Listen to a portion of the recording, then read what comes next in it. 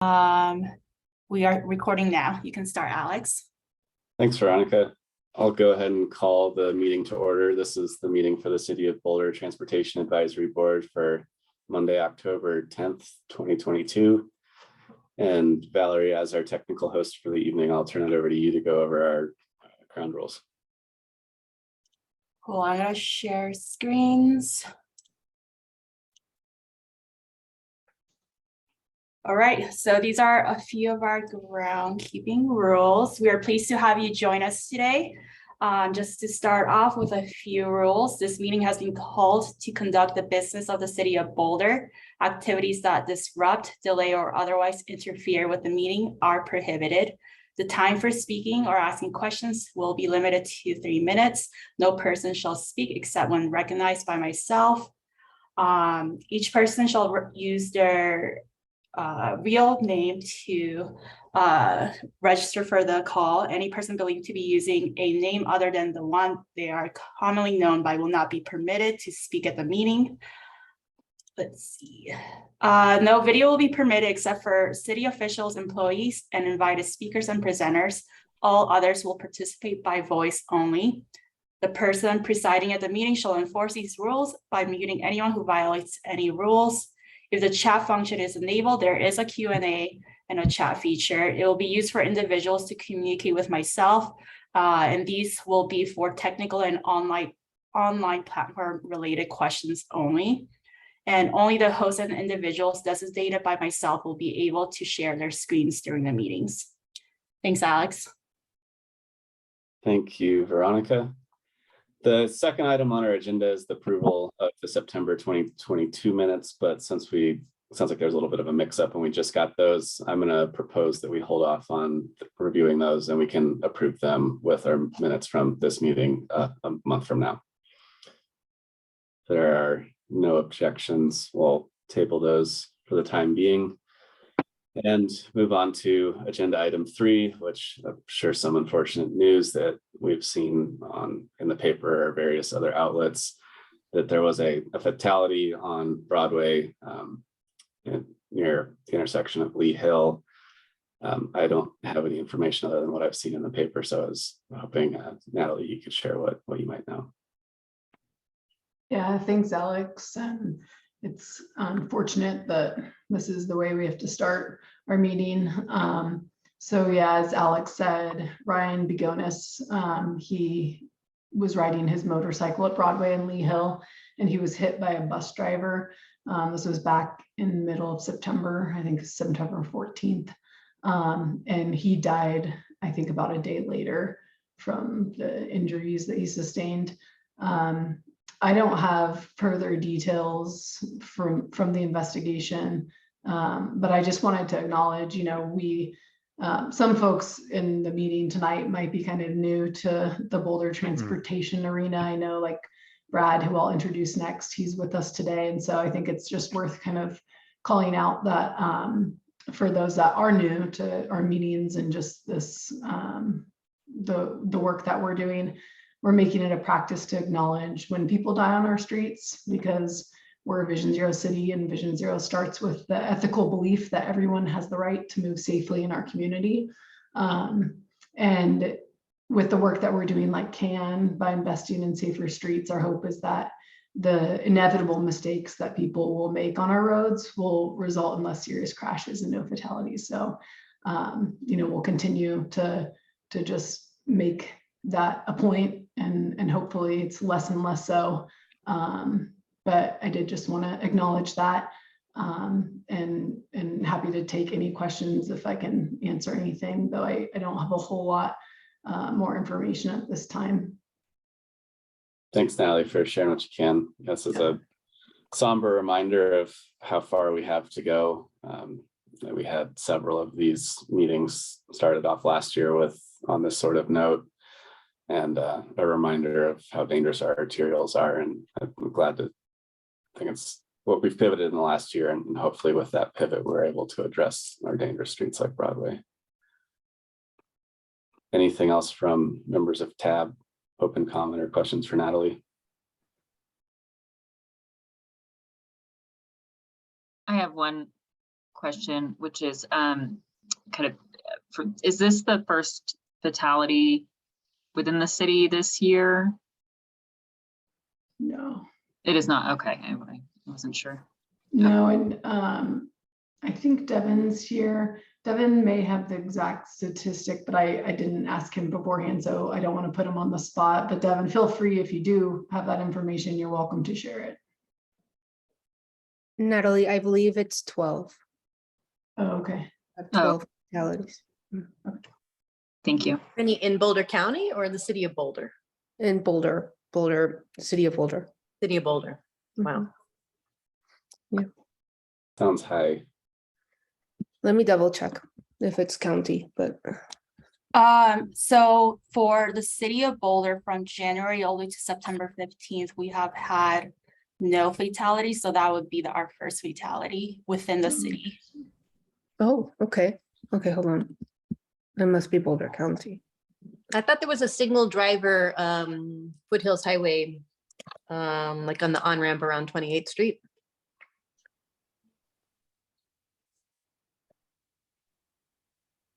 In any event. Becky, we're not sure.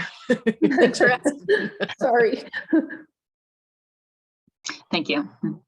Becky, I guess this is a good example of what you raised at the retreat about transparency and data and having our crash data publicly available as early as conveniently possible. We help to clarify things like this. Yeah, that's helpful. Thanks for the reminder on that, Alex. And Becky. Yeah. All right, with that, we'll go ahead and move forward to agenda topic 4, which is an introduction of our new Planning and Development Services Director, Brad Mueller. Yes, thank you. And thanks, Brad, for being here. I'll just hand it straight over to you, but he can give his own introduction. Brad is the Director of Planning and Development Services, and I'll hand it over. Thanks, Brad. Good, Natalie. You know, one of the things that's really made a profound impact on me has just been the warmth of everybody's welcome and accommodating of all my questions and you know, the invariable ignorance that comes with being the new person. I've been here now for pushing on 4 months, and it's just been a wonderful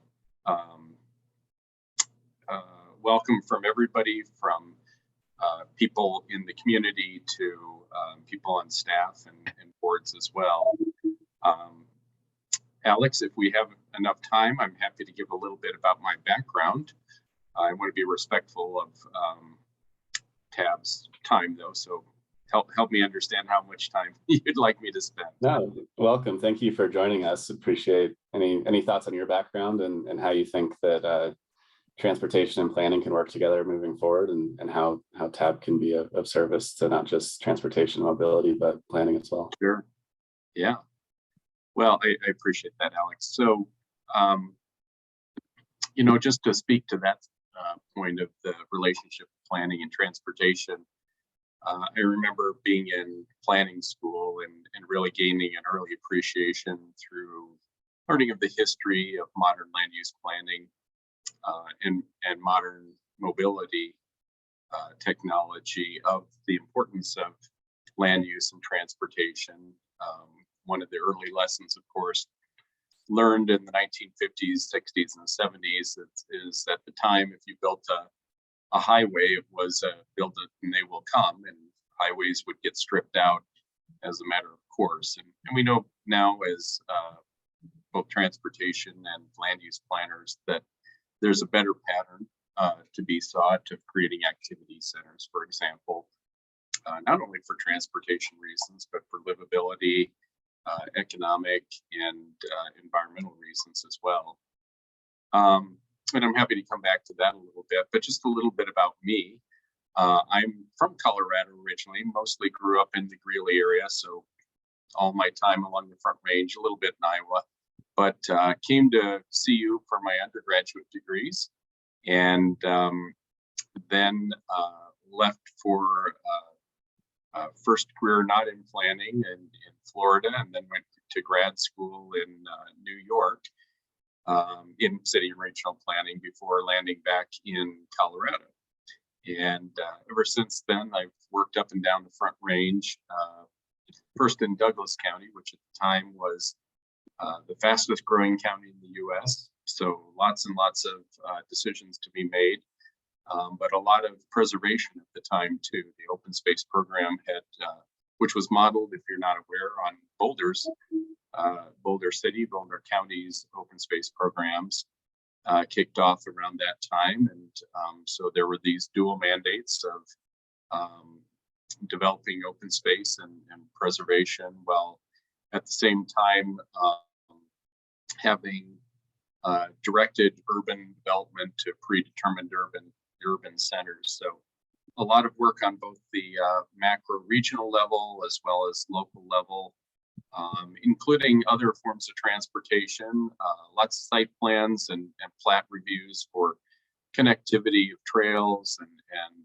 the development of multimodal centers. I also worked on the extension of T-Rex extension of light rail stations, or light rail line rather, to a couple stations in Douglas County and transit-oriented developments. So just a great learning opportunity. I then was up in Weld County, worked there for a bit before moving over to the city of Greeley to continue work in a more urban environment, and was in a role similar to this one in Boulder for about a decade or so up in Greeley, for a decade. And again, I've just really appreciated the opportunity to return home in a lot of ways since I went to school here. There's a lot that's familiar and a lot that's changed, of course, over the years as well.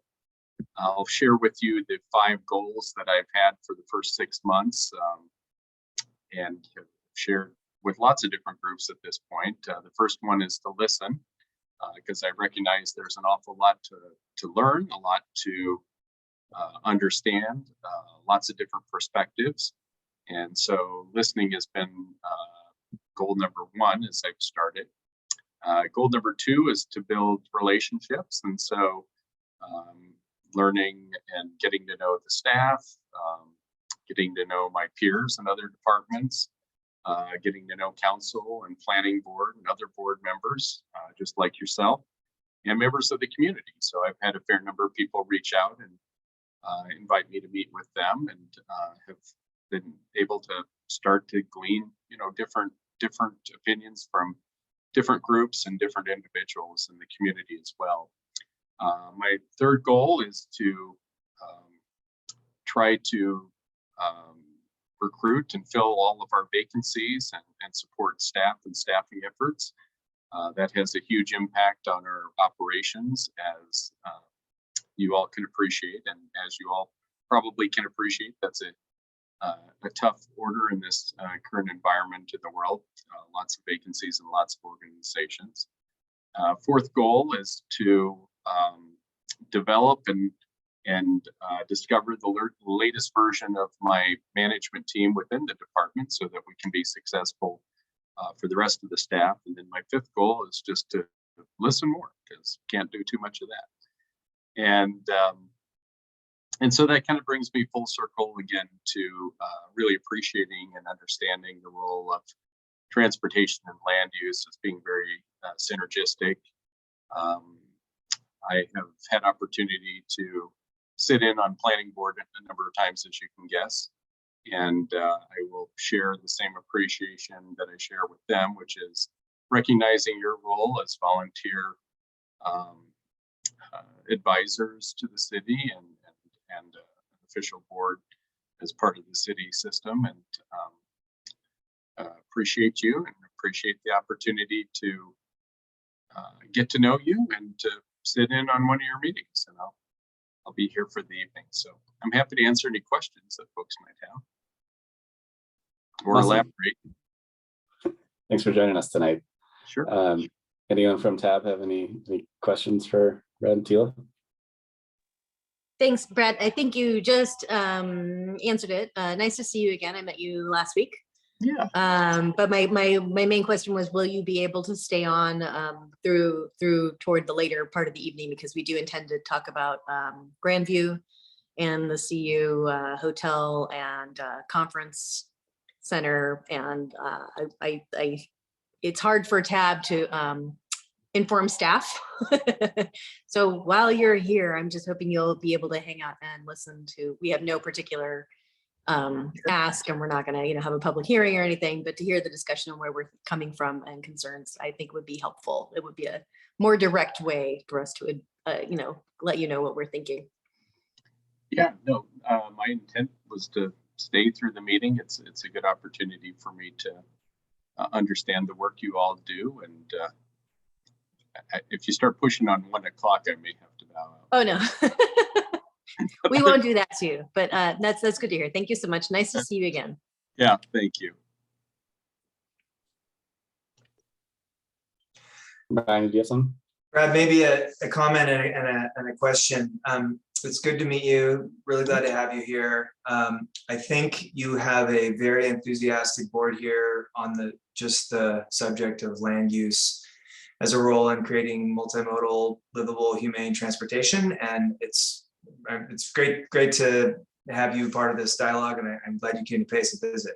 My dream is you and Natalie and Jonathan Cohen from the climate department go to City Council and you say, IPCC tells us that we have to get compact development in order, and Boulder has to do this more than other cities for a whole bunch of reasons.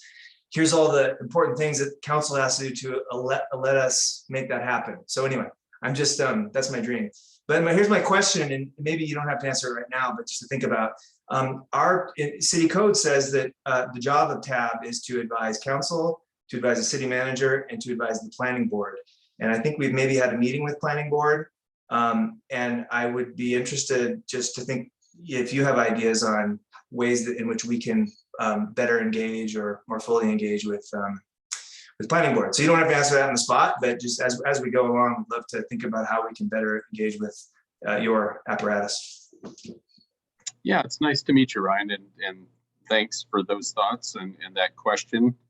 I think, consistent with my goal of listening, it would be premature for me to offer up opinions about things I don't have a very, full grasp about yet. But clearly the partnerships between staffs are really important, between boards.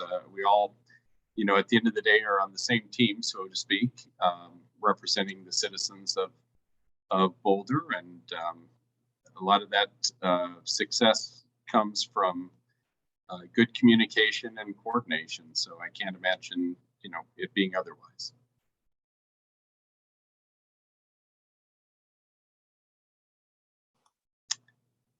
Thanks. Anything else for Brad? All right. Thanks for joining us again, and maybe talk to you later when we get. Thank you. Yeah, I will be listening in. Thanks. Awesome. With that, we'll move to agenda item 5, which is public comment. Hopefully people attending the meeting, if they're interested in speaking to the board on a transportation matter, can use the raise hand tool. I see Suprant's been able to raise her hand. Feel free to message the assistants if you can't raise your hand. And I'll turn it over to Veronica to host this public comment period.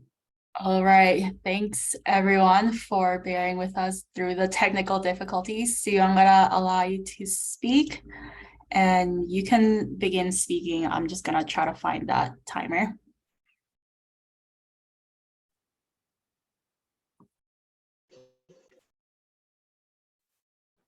Are you able to speak, Sue?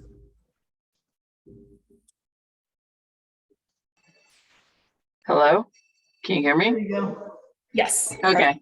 Yeah, I was talking. Alexi also would have raised his hand, so I don't know if he can do that. So quickly, I'm Sue Prant from Community Cycles, and just wanted to discuss a few things with give you a little bit of background for what we've been working on with the CU Conference Center and the crossing at Grandview. I have spoken with some of you. I probably emailed most of you separately, but just to provide a little bit of background for that talk, and I'll stay on the call in case you have additional questions when you get to that point that community cycles can answer. So quick background, CU Conference Center is proposing crossing at Grandview, which we view as dangerous. There's a number of movements in that crossing that all of them have dangerous issues with them. The developer, which is Limelight, they're a part of Aspen Skiing Company. They submitted a new traffic study to Brad's group, and my understanding is now there's 30 days to move on that in order to issue a right-of-way permit. So I want a little bit more clarification on that. The second traffic study, once again, does not even mention bicycles and pedestrians. And it really doesn't make any other recommendations other than the original traffic study. So there's not much improvement there. We were out there today doing some measurements, and we were finding some issues with DCS compliance. And that is important because council is telling us that the city attorney's office is saying that as long as it meets DCS, they can't do anything about it. We've been trying to get the city's attorney's office to answer us, but have not gotten through to the city's attorney's office to get back in touch with us. We'll keep trying on that. It could be noted that Community Cycles has been asking for a revision of this DCS since 2015, just exactly for this reason, because dangerous projects keep going in. And council washes their hands of it, saying it meets the DCS. Well, the DCS is dangerous, so we're building dangerous things.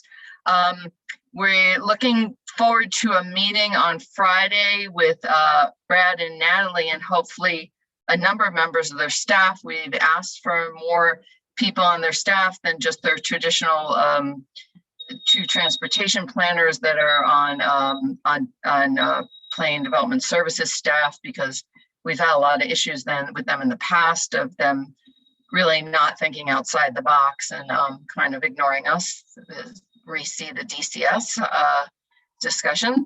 And today we had some good other ways of looking at this. So I hope we have enough time to do that, with this submittal being 30 days for the right-of-way permit.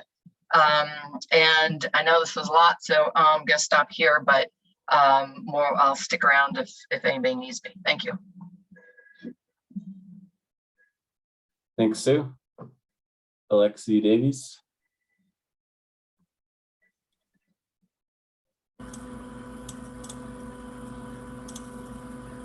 Okay, Alexi, let me know if you're able to speak.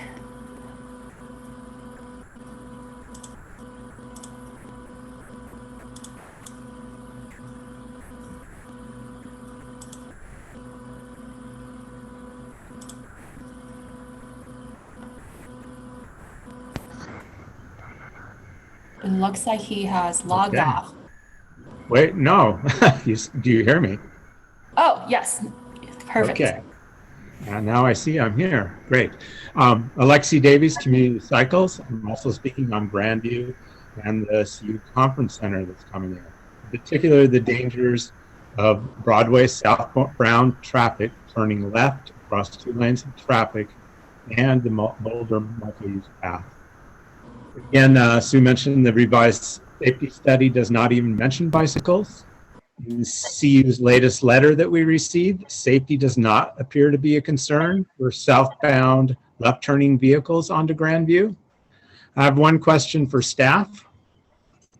On Boulder Revised Code for right-of-way permits, section 8-5-1A includes the words ensuring that the public safety is maintained.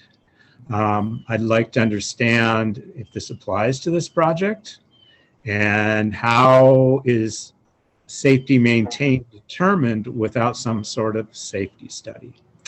Thank you. Thanks, Alexi. Is there anyone else here to speak during public comment? If not, we'll go ahead and close public comment, and I'll turn it. Looks like Lynn wants to speak. Okay, welcome, Lynn. Lynn, would you be able to confirm you're able to unmute? Siegel, yeah, I was wondering what Brad did in Florida. I think it was religion, if what I've heard from around town, that was his subject, but he doesn't have to be shy, except that we certainly can't pray for Tab to do the right thing.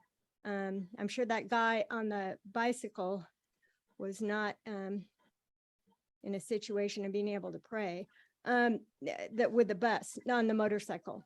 And why, Natalie, is there nothing on that fatality in a month? Why don't we know anything?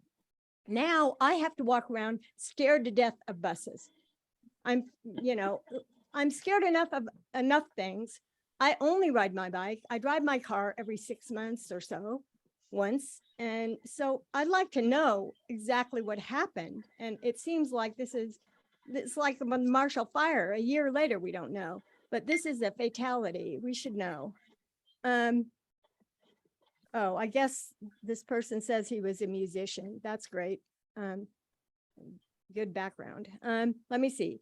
So his comment, build it and they will come, is very striking, because I'd like to see Tab as ex officios on planning board and OSBT and WRAB, because these are the boards that legislate CU South, and the impact on our community from CU South is going to be phenomenal. It's going to be the end of Boulder as you have ever known it, in a big way.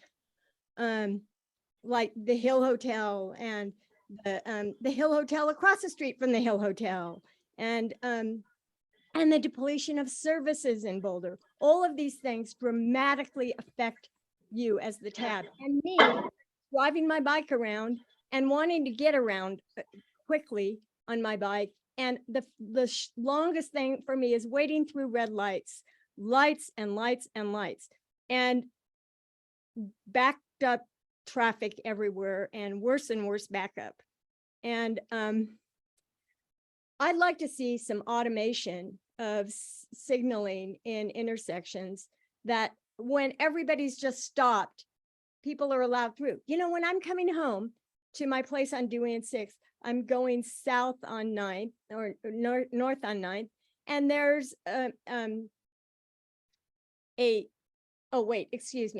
Broadway, before Alpine, going north on Broadway. There's you can push a button and it'll let you through. So I could have run through and run a light and just run, because there were no cars there tonight. But instead I pushed the light. I ran through long before the light even activated, and about 10 cars were backed up idling behind for nothing, you know. And I'm concerned about climate change with cars sitting there idling for no reason. So if it costs something, let's get the money. And you know where the money is? With the developers. Impact fees, $120 per square foot, and they're only paying $30 per square foot. They should be paying the true impact of their growth, $120. Done. Lynn, appreciate you joining us tonight, and I think we're all curious about what happened on the Broadway crash, and we'll respect the investigation that's underway, and look forward to hearing what all happened there. I'm not seeing any more hands, so I'll give Natalie an opportunity to respond to any of the public comment if you're interested in doing so. I don't think I have anything right now, Alex. Okay, I'm sure we'll Thank you. circle back to these topics later. Yeah. Okay, we are joined tonight next for agenda item 6 by the Community Vitality Department to hold a public hearing on the Residential Access Management Program, or RAMP, performance-based pricing and trailhead access management. We will start with a presentation from staff, and then members of the board will have an opportunity to ask questions. And then at that point, we'll open it up for a public comment, where any members of the public interested in speaking on the matter will have 3 minutes to speak. And then from there, Tab will begin our deliberations. I see Chris is unmuted, and also welcome Samantha. Thank you, Mr. Chair. Hi, everyone. Chris Jones, Interim Director of Community Vitality. Glad to be here this evening. Again, joined by Sam Bromberg. Those of you that were on Tab last year will recall that Chris Haglund and I came to you about this time last year to present the results from our work with Walker Consultants on the AMPS implementation. We presented to you the 2 preferred strategies for parking management and neighborhood access management. So we had our performance-based pricing strategy and our priority-based neighborhood access management, which has now been redubbed in the memo as Residential Access Management Program. And in the implementation of those strategies, we committed to hiring an access coordinator, a fixed term position beginning in 2022 through the end of 2024. And so we hired Sam to implement the work plan that we described to you last year. And so now we just wanted to take the opportunity to update you on all of the progress that Sam has been making with the cross-departmental team on those 2 key strategies. She'll also provide an update just on the other changes that we made at the beginning of this year in parking and access management.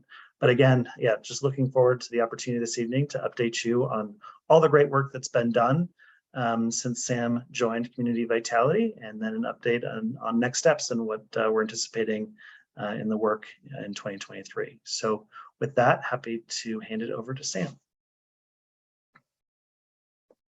Thank you, Chris. I'll just share my screen and hope I can present.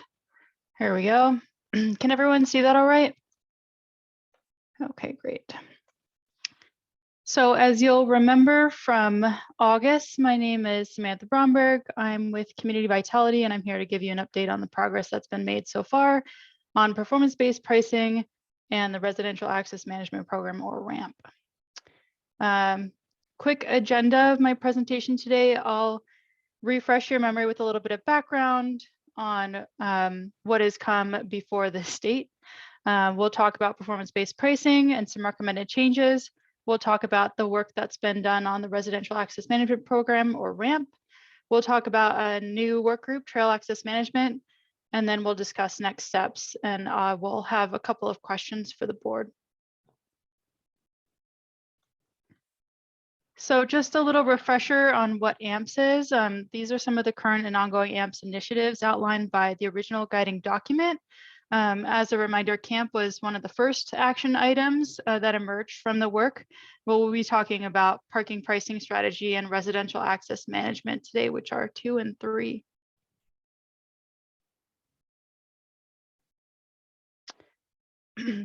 So to build on the original AMPS work and the areas that were identified for change in that original guiding document, the City of Boulder's Community Vitality and Transportation Mobility staff started the Revitalizing Access in Boulder project in 2019, as Chris mentioned earlier. The project set out to rework the city's parking products, including the existing neighborhood parking permit program and paid parking in our commercial districts, to better reflect the AMPS vision. The community played an integral role in developing and refining strategies for parking pricing and permitting through a variety of engagement methods, between polls and questionnaires, meeting with community organizations, boards, and commissions. Over 8,700 members of the broad Boulder community with many varying viewpoints participated in the process. Ultimately, 3 strategies emerged as the best way to reflect the AMPS vision and goals. And these are those 3 strategies. Performance-based pricing was one, graduated and safety and mobility fines was a second, and the last was priority-based neighborhood access management. In January of this year, the first steps were taken towards implementation of performance-based pricing, and graduated and safety mobility fines were fully implemented. Today, we'll be talking about the next steps for performance-based pricing, and also the beginning of the implementation of priority-based neighborhood access management, the strategy which was the basis for the new Residential Access Management Program, or RAMP. So performance-based pricing. Performance-based pricing entails looking at the existing supply and demand of on-street parking and adjusting pricing accordingly to better distribute parking across the available space. By pricing the in-demand blocks higher, we can encourage turnover and reduce cruising behavior of vehicles looking for parking. The intent is to provide a suite of parking options to the community so each parker can prioritize parking price, location, and availability based on their unique needs and resources. This strategy relies on key performance indicators to reflect parking behaviors and adjust pricing as a reaction to those parking demands.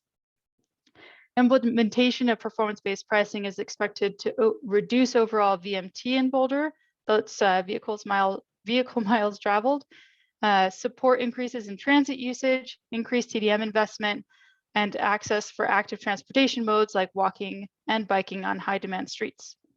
This slide shows an excerpt from the new city manager rule, which introduces the regulations for performance-based pricing.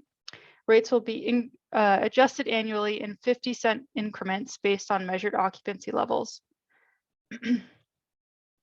Based on the initial results, staff have determined that the downtown area is stable enough to implement performance-based pricing, but due to changes in land use and ongoing construction in both Boulder Junction and University Hill areas, and the readily available free parking nearby, staff do not recommend implementing performance-based pricing until the area is stabilized and can be addressed with a more holistic management approach. So let's take a look at downtown Boulder. For performance-based pricing in the downtown area, we examined data from the historically busiest months of April through August using transactional data from 2022. The map indicates those blocks where peak occupancy was above 85% in red, and those where peak occupancy was below 60% in blue. The temporary outdoor dining expansions from April through August of 2022 are indicated in yellow, and those blocks which fell within the target range of 60 to 85% and do not require any changes to price are indicated in gray. The highest utilized blocks and surface lots are red, and those will increase in price by 50 cents per hour, while those lowest utilized blocks that are in blue will decrease by 50 cents per hour. You'll notice that parking utilization data is missing from the 2 blocks of Pearl Street between 9th and 11th Streets due to the temporary closures.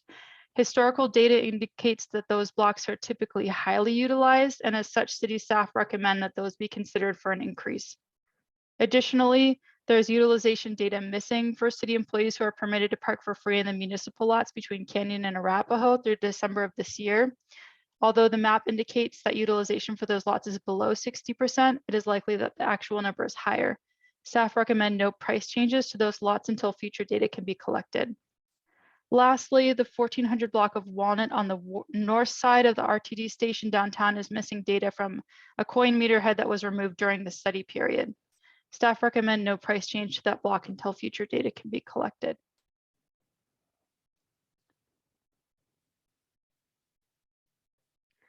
So we'll take a look at University Hill. These are the results. We examined data from the historically busiest months, which are during the fall. We used transactional data from September of this year. We found that peak parking utilization in the paid areas is much lower than expected. However, when looked at in connection with the data collected on nearby blocks, it becomes clear that occupancy on the nearby time limited and free blocks is much higher. When the current construction projects are factored in with their impacts to parking and access in the district, it is clear that the data does not support implementing changes to pricing at this time for University Hill. And here's Boulder Junction.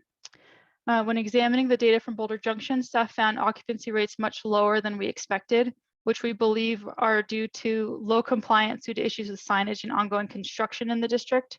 Initial results indicate that paid parking utilization across the district peaked at just over 40% at noon during the study period of April through October of this year.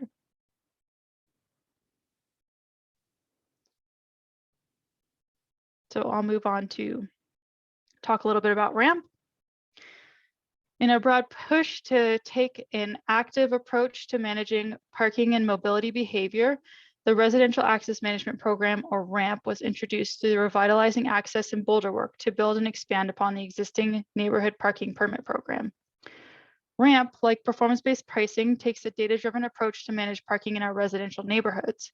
It is built on an annual assessment of the entire city based on key metrics such as parking occupancy, high trip generating land use, and resident or staff identified areas of interest. The goal is for the program to be more responsive to the individual needs of each neighborhood or area as opposed to the previous one-size-fits-all approach of managed parking.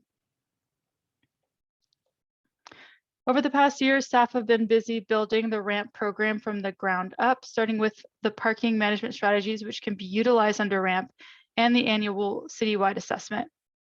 So these are a couple of the strategies that we can use under ramp.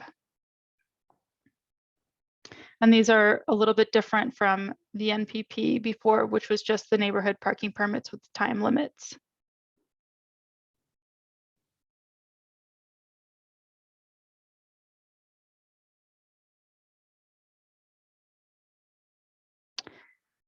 Staff collected parking occupancy data from 38 unique study areas containing over 1,000 block faces. This being a new program and having never conducted data collection on the scale, staff turned to a consultant for help with the data analysis. To understand the trends of parking occupancy, the data was analyzed by season, day of week, and time of day, resulting in 12 categories. In each category, the maps display the peak or highest observed occupancy. These occupancy trends will help staff and the public understand when these areas are most utilized. The end result is a tremendous amount of data from which will help inform decision-making and help staff track occupancy trends over the years to come. And this slide shows the data that we used to present, and on the right is the new map of the data that we collected this year. So we've been able to do a lot.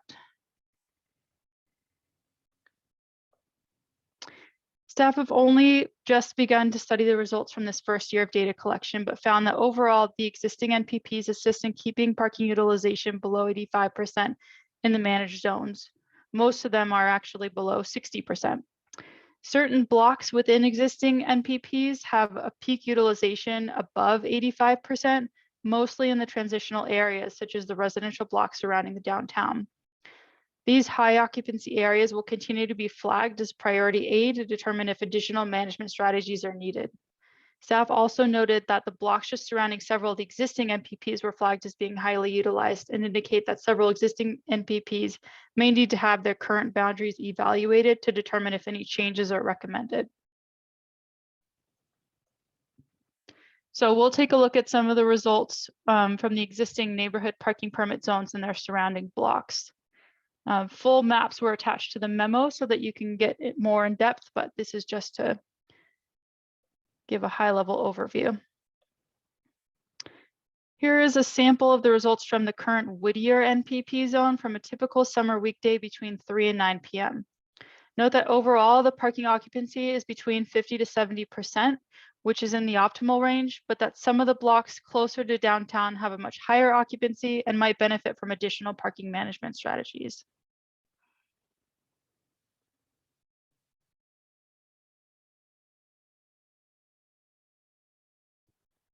We can see here the unmanaged blocks that are just outside the current Whittier NPP. These blocks are just east of the zone boundaries. These results are from summer weekdays between 5 and 11 a.m. We can see that there is parking spillover on several of these blocks. And this data suggests that we should take a closer look at this area, including expanding the scope of study to additional nearby blocks to see if the boundaries of the existing zone may need to be changed.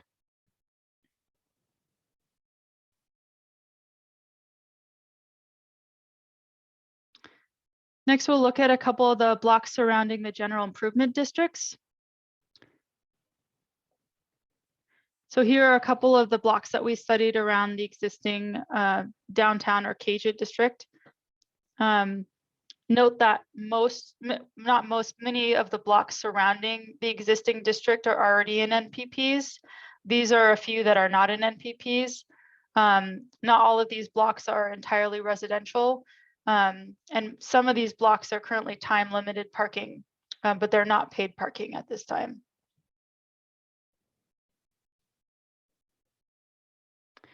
Here are the blocks surrounding the paid parking in the University Hill area. The high occupancy helps explain why some of the paid parking blocks have much lower occupancy than the nearby free ones or time limited ones that peaked at over 85%. And this is a summer weekday, so school is not in session at this time. Here are some of the unmanaged blocks in the Boulder Junction area abutting the paid parking blocks. So again, high occupancy, near where the paid parking blocks are.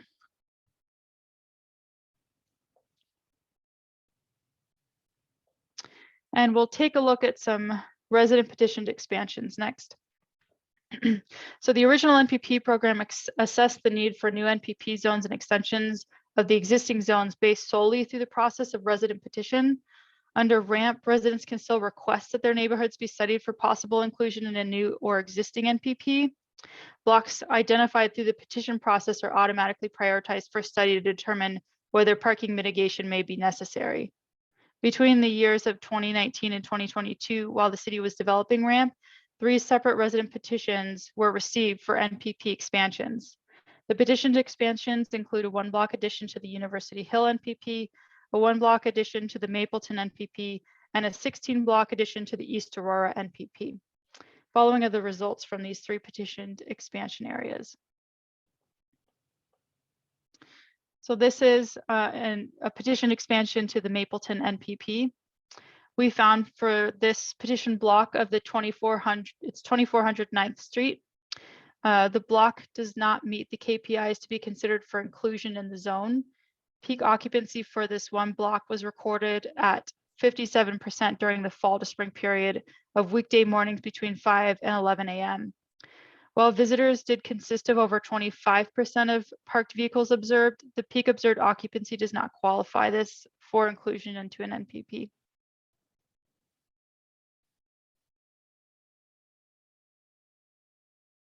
For the petitioned 700 through 800 blocks of 31st through 38th Street, and this is for an expansion to East Aurora, we found peak occupancy during the fall to spring weekdays during the hours of 11 a.m. to 3 p.m. and aggregated across all of those blocks, it was at 57%. But you can see that some blocks peaked at over 85%, while others were below 50%. Visitation to the area accounted for 24% of all parked vehicles, which is just below this recommended 25%. Because some of those blocks are extremely parked up and others are a little bit less, the data does suggest that this area would benefit from managed parking.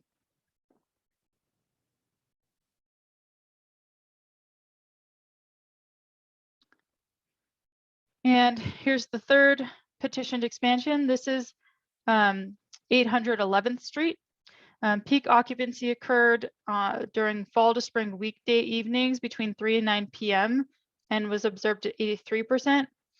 It's important to note that the petition received for the expansion was solely for the west side of the block, not the east side, and was signed by 9 residents of 5 households out of the 7 households that are on that block face. Staff determined that visitation consisted of 22% of the occupancy, but of note on this block on the corner of 811th Street is a long-term rental with 40 rooming units. This data suggests that although measured occupancy levels are high, managing parking on this block may not reduce the demand for the available parking due to the high residential use. So what is next for RAMP? Now that we have our initial results in, staff can deprioritize certain areas that fell within the optimal occupancy thresholds and focus in on the areas that fell outside of those optimal thresholds. The next steps will involve expanding the scope of the areas of interest to understand where the boundaries are and what possible solutions should be recommended. Staff expect this next stage of work to take place over the next several months and plan to return to boards with recommendations on those areas of interest next year.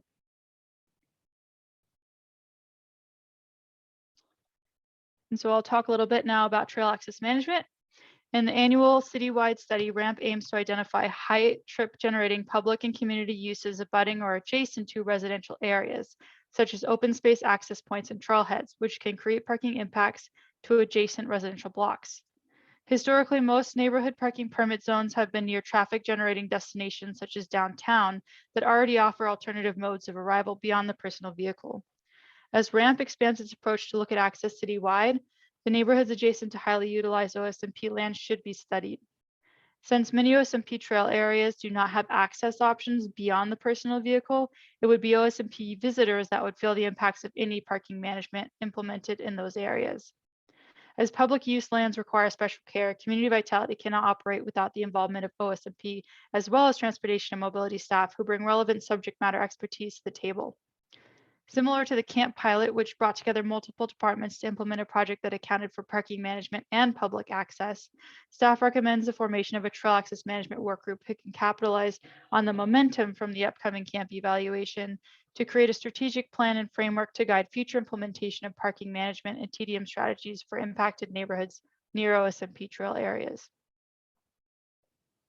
In 2022, OSMP staff helped identify a list of 8 trailheads and access point areas based on visitation and mode of arrival data within walking distance to residential neighborhoods and city limits. These staff identified locations were included in a preliminary ramp study to determine whether there are significant parking impacts on the surrounding neighborhoods. Overall, the initial results rate most trail access areas with lower optimal parking utilization. By creating this interdepartmental work group, we can further study these results to understand what other relevant studies or data should be accounted for in studying these trail areas, as well as factor in community concerns frequently heard from some of these areas. Here is a sample of the results from the Shanahan Ridge Trail area from summer weekends between 11 a.m. and 3 p.m. The occupancy levels we are looking at are the peak or highest observed during this time period. We can see that some blocks have parking occupancy in the higher ranges of 70 to 85%, with one block coming in at over 85% occupied. And some blocks have occupancy ranges less than 50%. You'll notice that we separate out each side of the street as there is different parking availability on either side of any street. Averaged together, all the blocks in the study area is less than 50%. Here we can see the Sunitis and Dakota Ridge areas. There are 10 access points in addition to the Centennial Trailhead, which service this area. Overall occupancy levels are between 50 to 70% at peak observed times, though certain blocks are much higher than others, especially those closest to the Centennial Trailhead. The recently published OSMP Phase 1 and 2 parking studies identified Centennial Trailhead as having the second highest relative average percentage occupancy of all trailhead lots, with only Chautauqua having higher occupancy based on its capacity. The study found that 57% of vehicles that entered the lot were turned away during peak periods. The Chautauqua area remains one of the highest utilized areas, and data collected will also help inform the camp evaluation being kicked off later this year by the Transportation and Mobility Department.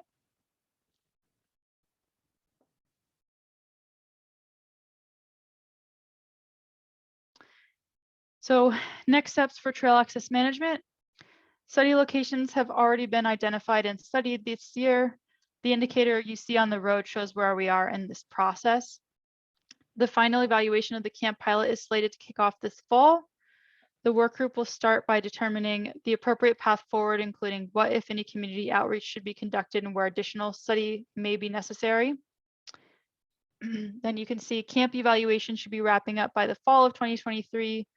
And the lessons learned from that pilot can help inform how we scale down effective management solutions to the less impacted areas.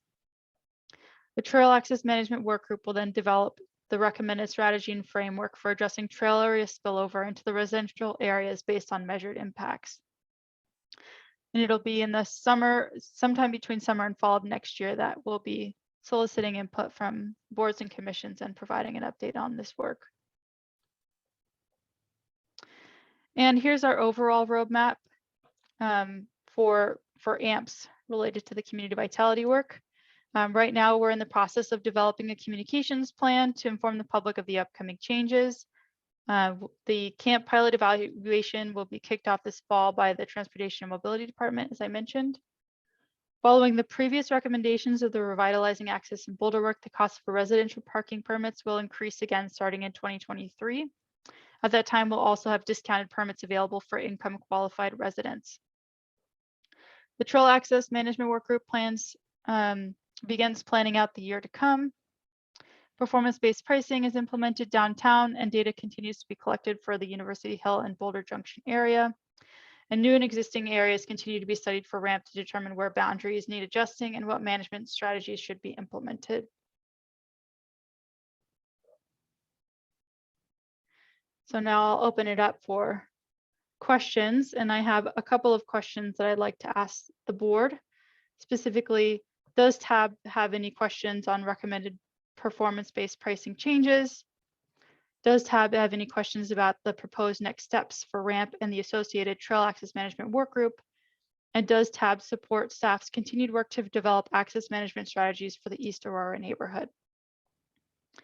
And I'm happy to go back to any slide as needed. Thanks, Samantha. Thank you. Anyone on TAB have any questions? Becky? Thanks, Sam. Yeah, I really appreciate how kind of thorough all of this is. It's a lot of moving parts. I had a couple questions.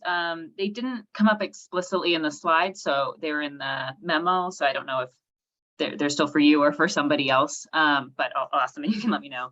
One of my questions was about the cost recovery aspect of I think of the neighborhood parking program. And I understand that it wasn't covering its costs, and so the parking permit prices have been raised. I guess I'm wondering, is it getting to that point of cost recovery, or kind of where that stands right now? We're still working towards cost recovery at this time, so we'll hopefully have a little bit more information for you next year. But looking at the numbers this year, we weren't quite there with the increase yet, but we're still doing some evaluation in that regard. And just to chime in on that, so the strategy that was presented to TAB, Planning Board, the community, and council last year was increasing residential parking permits by $10 per year per permit for the next several years until we can get to cost recovery. There's also an increase for the commuter permit as well that's baked in every year over time until we can get to that cost recovery. And so we'll continue to evaluate as the program is evolving and changing. Of course, if we're going to explore creating a new or expanded MPP in East Aurora, that therefore will increase the program expenses. And so it's just something we need to continue to monitor, and we will report back next year. Got it. Okay, thank you. That's helpful. Yeah, I know I lack a little of the knowledge from last year, so thanks for filling that in. And another question I had on this is regarding the racial equity instrument outcomes portion. It said that, through the use of the instrument, staff determined the program has more benefits for resident permit holders than for the broader community visitors and workers. And I guess I'm curious kind of if there's just any additional detail on like how that determination was made, or like what aspects of it kind of create that imbalance. And then related to that, there's the mention of exploring a transportation wallet as like an additional part of the program. And I guess I'm wondering, I assume that will have additional costs, and will the creation of that option mean we're investing more in something that disproportionately benefits certain communities? So some, like that we're kind of having the entire city contributing more to a program that already disproportionately benefits certain communities. So I'm just kind of trying to think through that and love any sort of context there. Yeah, I can try and take a stab at this, and then Chris can fill in any gaps as well. I will say that the original program was created specifically for spillover into residential areas. So the intent of RAMP is really to manage parking for the neighborhoods, those residents who live there. So that is kind of the intention of it as it stands. The idea of managed parking is that there are benefits for all the users of the curb because it does create a safer environment. But ultimately, that was a determination of putting it through the racial equity instrument, was those people who have a car and want to store it on the street and can participate in this program are going to benefit the most from it. And so it's just a helpful tool for us to be able to kind of zoom out and look at the program and see what changes can we make to make this more inclusive, to provide more benefits for more community members. So that's really the intention of putting it through that racial equity instrument, see how we can move the needle closer to making the program better for all residents and visitors as well. And Chris, yeah, go ahead. Chris, you're muted. Sorry, I hit the button, but it did not activate. So Sam, could you elaborate on the discount program as well? Because that's a new development in the program this year. And Becky, I also appreciate that a lot of this is catch up for you. And the other component of your first question around cost recovery is after we've raised prices annually over time, once we are generating more revenue than it's costing us to operate the program, the conversation isn't then, okay, we're going to stop raising prices. It's now then, as we have a program surplus, do we want to use those resources to provide TDM benefits to participants or residents of the neighborhoods that are participating in a residential access management program? So it's trying to create that virtuous cycle of, yes, collecting revenue from the folks who are parking on the street, and then using those revenues to create TDM benefits for folks who might better be able to utilize those instead. Okay, so as I understand it, then something like an investment in transportation wallet option would be given additional resources from the surplus from the money going into it. Correct. It wouldn't be a general fund subsidy to the benefit. It wouldn't be the whole entire city paying for the TDM wallet for NPPs. It would be based on parking permit revenues. And then back over to Sam on the discounts for qualified residents. Yeah, and I'll just also say that a program like a transportation wallet pilot would also benefit those residents of NPP neighborhoods that don't have a personal vehicle. So that's just one way that we can, provide additional benefits for people who live in those neighborhoods. So that's why we're interested in exploring the idea.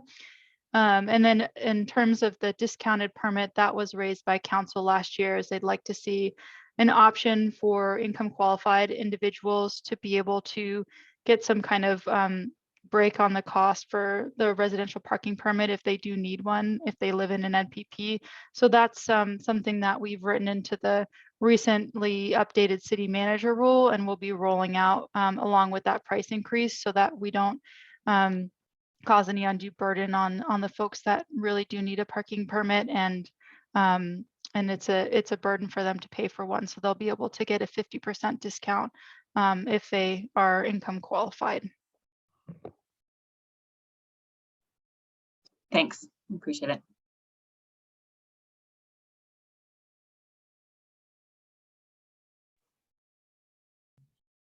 Yes, I have some questions. Oh, Tilly, you can go ahead.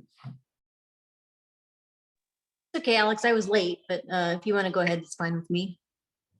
All right, I'll ask you a few questions about downtown. Thanks for these graphics are really helpful on visualizing. Some blocks are a little surprising where the utilization is, and others it totally makes sense.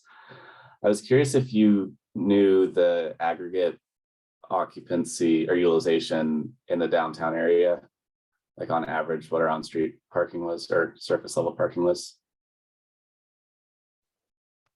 That's an interesting question. I might have to get back to you on that. We looked mostly at peak parking occupancy and not average. When we found that when you average parking across all time, weird things can happen, especially when we did that with the residential access, or sorry, the NPP areas and some of the ramp study areas, is it all evened out to 50% if you're looking at off peak and peak.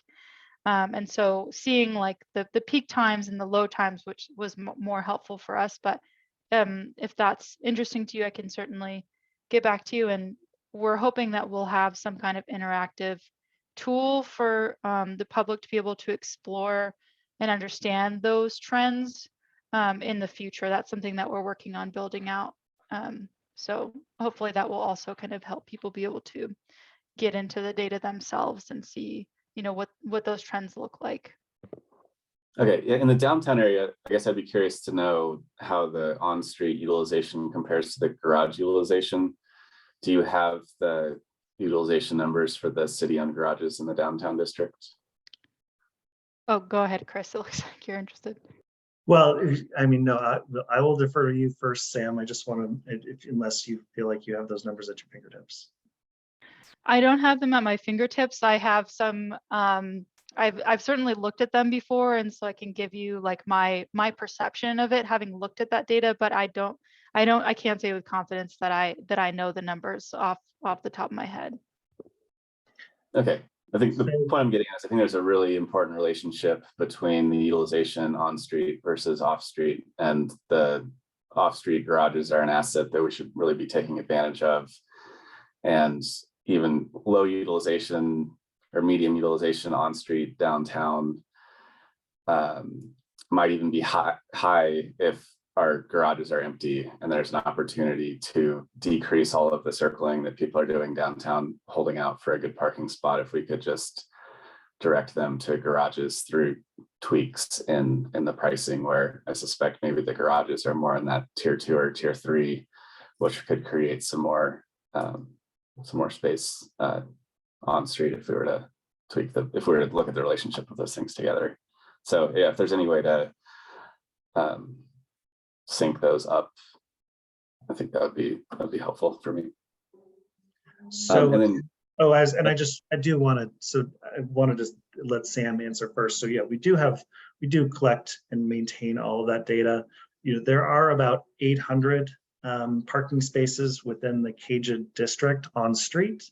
And then the difference is, I think it's like 1,600 spaces are in garages. And so there are some scales, and just psychologically, people tend to try to park on street typically before they consider garage parking. This is why we are, increasing the on-street parking rates, especially in the highest utilized block faces. But we are not raising the hourly rates in the garages in hopes that folks will begin to learn that they can save money by parking in the garages. On average, our garages are getting more and more full. The Spruce garage is regularly reaching capacity. And certainly if you were in downtown this weekend, the RTD garage filled up for the first time this Sunday, for the first time in a long while. So it's really event specific. The Boulder-thon this weekend is really what brought a lot of folks to town.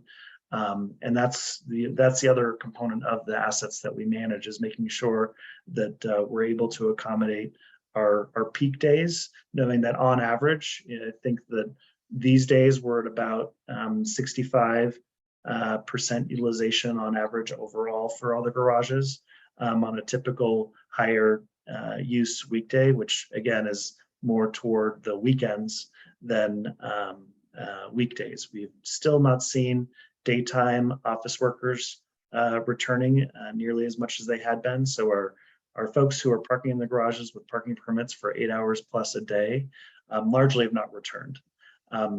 Our short-term parkers are pretty much consistent at this point. We're back to our pre-pandemic levels for short-term parkers, but those are more oriented towards evenings, closer to the weekend. okay, I was going to ask if you had data on how long people are paying to park for on-street versus off-street. I would hope that if someone's coming down for 10 hours, their odds of using the garages would be much higher than someone who might be doing a quick trip downtown. And that's when the on-street parking is probably a better utilization of public space. Yeah, so the purpose of our on-street parking system is to generate as much turnover as possible. So folks who have quick in and out errands or whatever their purpose is, we do have time restrictions. You aren't legally able to pay for more than, I believe, 3 hours in the metered spaces downtown. Okay. And so you're not yet there. And there are rules against feeding the meter, and we do monitor for that. So anybody who's trying to stay longer than 3 hours should be parking in garages, and that's typically what we do see. A majority of the parking utilization on street is either 1 or 2 hours. Okay, I guess I just outed myself as someone who doesn't park on street downtown. Thanks, Chris and Samantha. Tila, do you have some questions? I do. Thank you, Alex. Couple of questions on some of the, well, I'm not scrolling through the right thing. some of the maps in the memo. First of all, thank you for all of this information. I learned a whole lot. It's a big step forward in transparency and figuring out what you're looking at and how you're looking at and how you're thinking about things. So thank you for that. It struck me that a bunch of the downtown garages were not shown on the maps showing parking utilization. Can you shed any light on that? Yeah, that's good feedback. It's something that we're continuously improving. The maps for performance-based pricing were actually made by our own staff members, so that's something that we can incorporate in the future. Well, and I want to reiterate that the performance-based pricing, we strategically are not talking about adjusting the rates in the garages, because we want to keep the price lower in the garages than what we have on street. We certainly do have that data and we can add that to the maps, but I would not want it to, the garage utilization to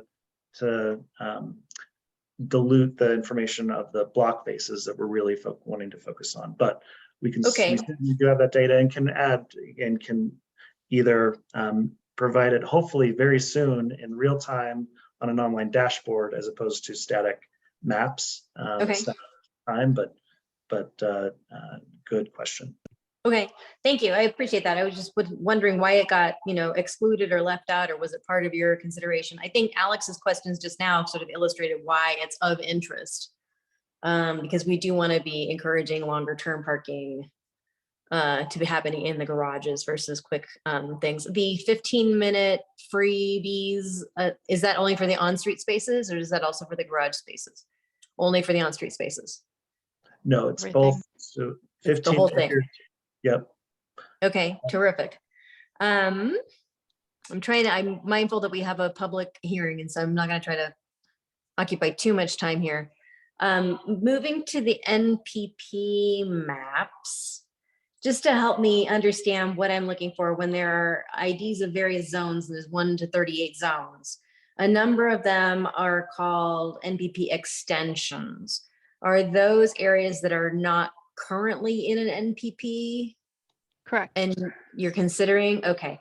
So I couldn't see what some of these extensions are. So number 22, Mapleton extension, I couldn't find. On multiple maps, I couldn't find any area labeled number 22. Similar thing, was it number 30? There were a few where I just couldn't, I'm like, I don't see where this is. 26, 25. So I just had a real hard time reading the maps because I couldn't match some of these areas with what's shown there. So 14 is an extension of BJAD, but it's not shown. BJAD's not shown on the maps. That's why I was wondering what the difference was between an extension and a main.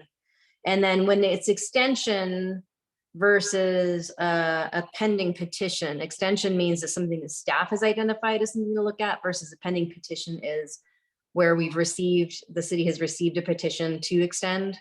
Is that the difference between those two? Yeah, so the maps are proprietary, so we couldn't make that many changes to them, and I would have liked to rename some of these study areas. These are kind of like our Or shorthand. renumber them maybe. Yeah, they're a little bit tough to understand, but basically what we were looking at and what some of the our focus was, where do we study? Where should we go out and study? We've got the citywide annual assessment. Well, the natural place to start is is there spillover happening from places where we're already managing parking? Is managed parking causing spillover? And so the extension blocks is really that, to understand, is there spillover from where there's managed parking?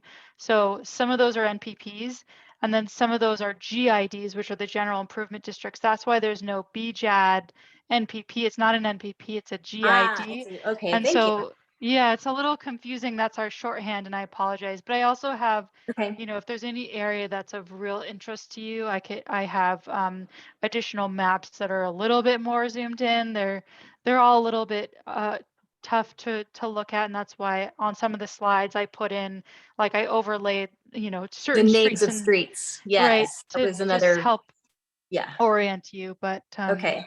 Yeah. Is there any overall lesson to learn that most of these, when we kind of zoom out and look over, even at peak parking, that a number of these are at either gray or blue? So we're like talking between 0 and 50% occupancy, or around 50% occupancy. A lot of them were pretty low, like a lot of our A lot of managed them are really zones. low. Yeah, Yeah. I was surprised by that too, but it's helpful to know. Some of the areas that were below 40% occupancy will also flag to see whether they still need managed parking. We Mhm. looked at also the spillover to see, is there spillover? Because, you know, if it's low occupancy, that might mean something, and it might not mean something. And that's the other reason why we looked at the spillover blocks, was to see, you know, is it low because we're managing it well and people are going elsewhere, or is it low because there's not as much demand? And so that's part of why we wanted to look at those surrounding blocks. We'll get to some of that in the discussion after the public hearing, and I do want to get back to that, thinking about that. Another question that I had was looking at the Sunitis Trail area. And by the way, I do support staff kind of thinking about access and impacts for neighborhoods around busy trailheads. I'm confused about the Sunitis Trail area focus area, because it says on there it excludes Dakota Ridge, and I'm wondering why. And I'll also note that the Centennial Trailhead is within 500 to sometimes 100. There's a couple of access points for Sunitis Trail, but really, really close to the Centennial Trailhead, but you're not including the Centennial Trailhead or the Knollwood neighborhood. Is there any reason for that? Well, we're only looking at parking within city limits. That's the extension. Knollwood is in the city limits now. Right. But for Centennial, we did include Dakota Ridge, just not the entire area. So you'll see there's sort of like two areas separated, and those are the ones that are closest to all those access points and trailheads. The Knollwood area is an area that we may go back and collect some data in, but there's not a lot of actually available parking. It's really hard for us. That was one of the things that we also found during the study, is those blocks where it's sort of, there's not a clear right of way for people to park in. It's hard for us to measure occupancy in those areas because it's hard to determine, you know, how many spots are there. So it's something that we'll continue to refine as we work on this program and as we kind of go through this process year over year. But it was an area that was flagged for me after we had started doing this data collection. So certainly we're open to collecting data there. And that's also the other purpose of the trail access management, is for staff members to have the expertise in those areas to tell us, you're missing something. Okay. Yeah, so I mean, this came up last month at TAB last month, was access to, you know, curbside parking in the Knollwood area. I'm still waiting to hear back on what the final decision is there, but you just wanted to flag it for you because I do think it's relevant and probably ought to be included. And of course, you are aware, I'm sure, that there's a huge construction impacts right now with the 311 Mapleton site, and so that's going to make some of your data skewed about what available parking is and what, you know, what the occupancy is. So just wanted to flag that a little bit. I also wanted to clarify, and it came up in the memo and it came up again tonight in response to Becky's questions about the racial equity tool, and Chris wanted to talk about the possible low-income resident option. I wasn't aware that City Council had directed staff to explore a low-income residential permit. And I not knowing the background, I'll leave it to your expertise to figure out what the direction was from council. But I will note that it is not $105 for a commuter permit annually. That's per quarter. So if someone as a commuter is purchasing a pass to park on a single block face in an MPP right now, that's $420 per year compared to $30 per year for a resident. I know that'll go up to $40 for a resident, but but amortized over a year, it's simply not a huge cost. And so if we think the cost is a barrier, it's not likely to be for a low income resident of the area. It's much more likely to be someone who is a commuter or wants to purchase a business pass. And so I'm curious whether staff deliberately didn't look into a lower income option for those other pass products that they offer now based on city council direction, or if there's some other reason. But I just wanted to make sure for purposes of clarity that the memo I found misleading, because those are not the same numbers. Yeah, and Chris, do you have comments? I was just going to say thanks for the input, and we'll certainly consider additional discounts. We do have a number of parking products that are oriented toward folks who are at a lower price point. It does mean that they need to park farther away and maybe take transit to get to downtown. But we do have a number of strategies for that, including the $3 from 3 p.m. to 3 a.m. in the garages for evening shift workers. Part of our, we are not providing eco passes to residents in NPPs. We do provide eco passes to all full-time employees who are within the CAGED district. So that is a part of our strategy to make sure folks have access to affordable transportation options as part of their commute. We can certainly explore possibilities for commuter permits, but that needs to be measured against all of our other commuter products, including our garage permits. There are $400 some a quarter. I do remain curious about the numbers of commuter permits that we've sold. I think the last time we talked about this, you admitted there were a number of MPPs where there are 0 commuter permits that have been issued. And that indicates to me that we're doing something wrong on the pricing or the product. So if you could provide me with that information, I would appreciate it, because I think we need to be really rethinking about who we're allowing to park, and restricting it to residents is maybe just too much of an on or off switch. Garages, utilization. Is it possible the utilization on University Hill looks a little bit low? As I think that Sam brought up. Is there a possibility that people just aren't paying because our utilization is basically tied on who's paying for what? Do we think we might have more scofflaws in that area, or people are just parking quickly and not, assuming that they'll get away? It struck me as really oddly low. A bunch of these occupancy measures looked really low, but that one in particular looked a little weird. Yeah, we thought so too. And we had concerns about it, and that's one of the reasons why we were hesitant to recommend performance-based pricing in that area, because we wanted to kind of dig a little bit deeper and understand what's going on there. Okay. It's certainly possible, but we haven't determined anything concrete yet at this time. Okay. Is there a place that I can look to figure out what the key performance indicators are that you refer to in the memo? In particular for how the NPP is operating?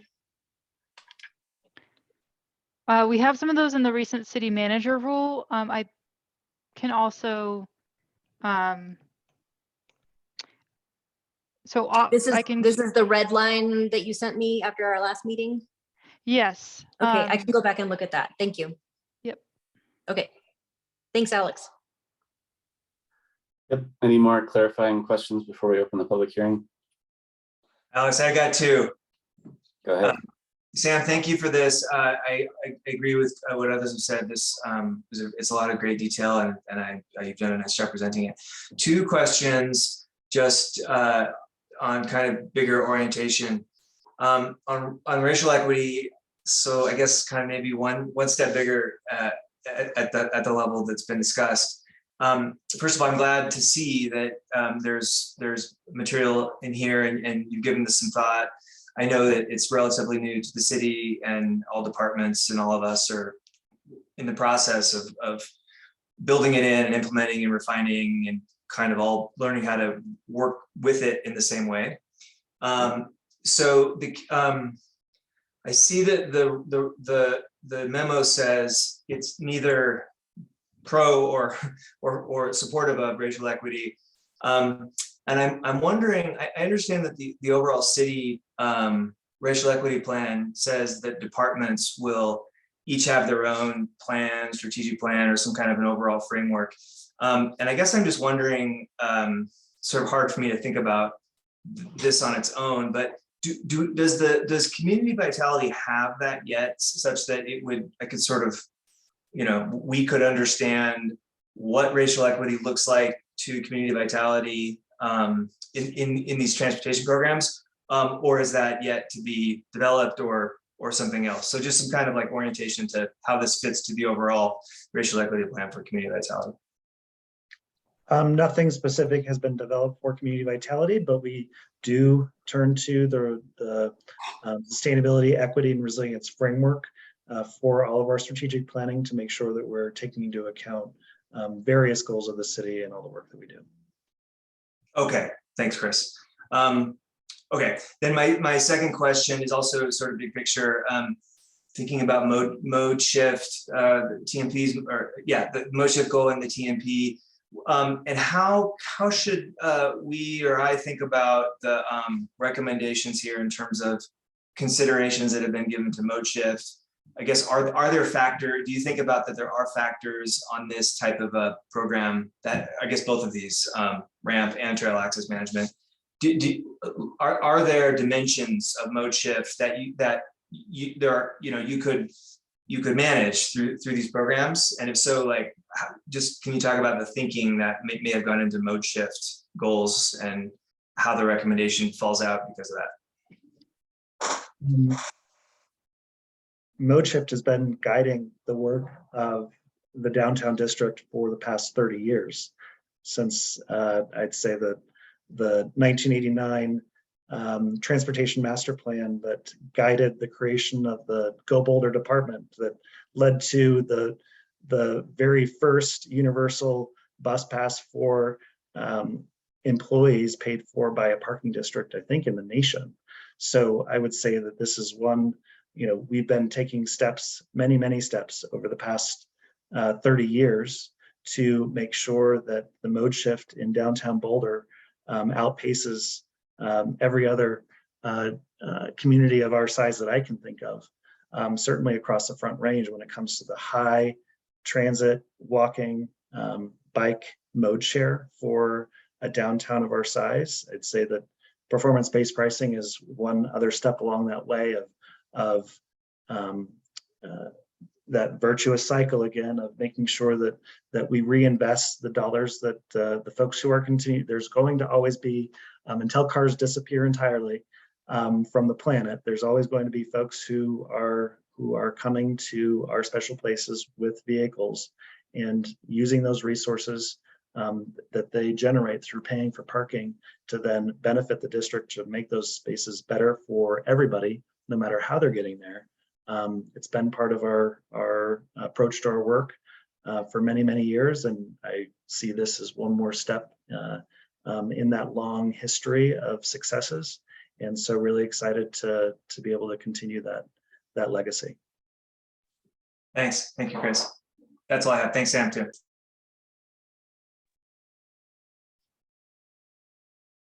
Okay, if there are no more tab questions, we'll go ahead and open this up for a public hearing. Any members of the public wishing to speak to tab on the matter will have up to 3 minutes to do so. If you're interested in speaking, please use the raise hand tool at the bottom of your screen.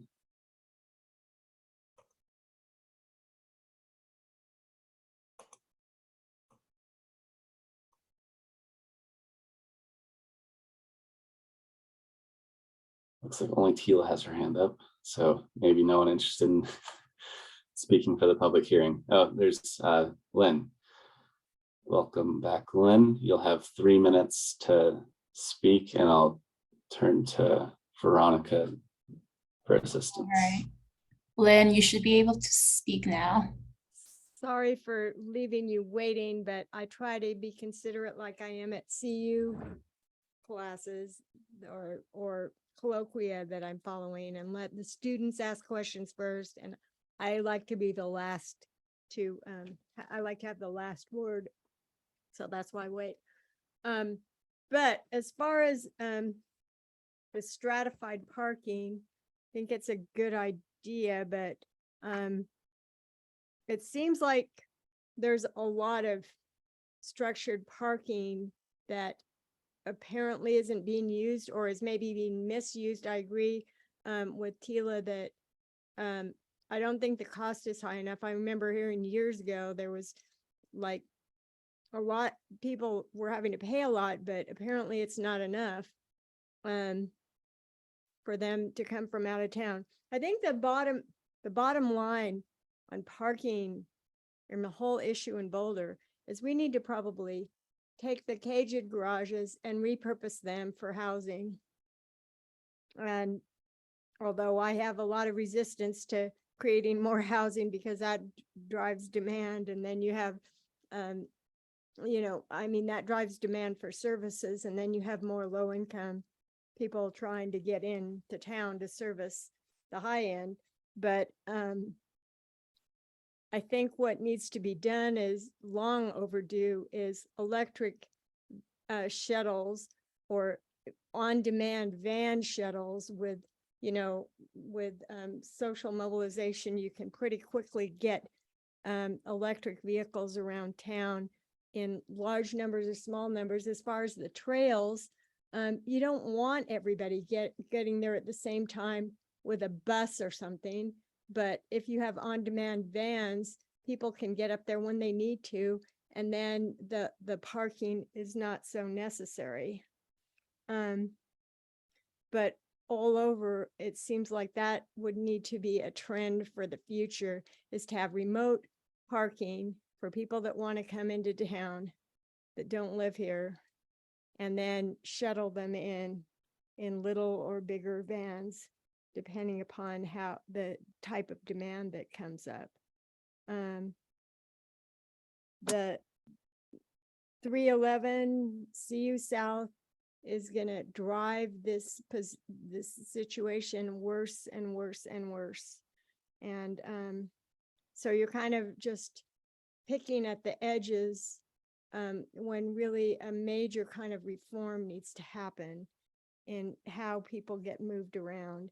And I know, speaking from my position of riding my bike all the time, I'm just really irritated having to wait. Most of my commute, wherever I'm going, is waiting at red lights, and the occupancy situation might work with that. But that's in general what I have to say about what I heard of.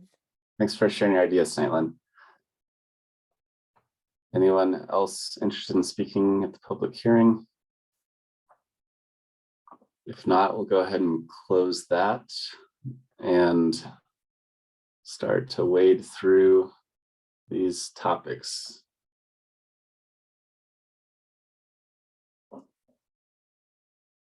Anyone from tab want to begin?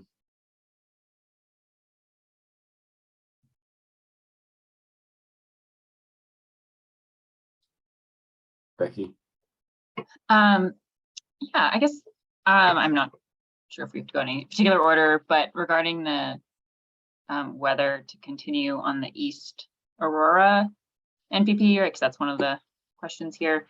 I guess I have a general concern about if the program doesn't cover its costs and we depend on people to put forth their neighborhood for consideration, like it's by volunteer, by request, that sort of creates an inequity because we're contributing city resources to the people who know about the program, have the time and energy to, request the investment in their area, rather than, we have more and more of this wonderful data we're seeing and ways to think about how to prioritize neighborhoods. And I think I prefer investing those resources in an approach which uses kind of what we know about areas that have, higher parking utilization, rather than the sort of by request approach.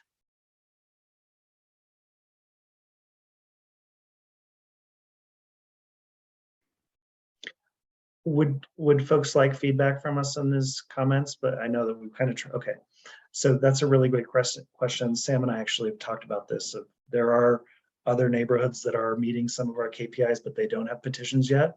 And Sam, do you want to talk about the strategy of, the engagement that we want to have with other areas of the community that are meeting KPIs and letting them know about the opportunities? So if we were to proceed with East Aurora, we could also proceed with some of the other areas at the same time. This is one that is meeting all of our KPIs right now out the gate. Sam, do you want to add anything more?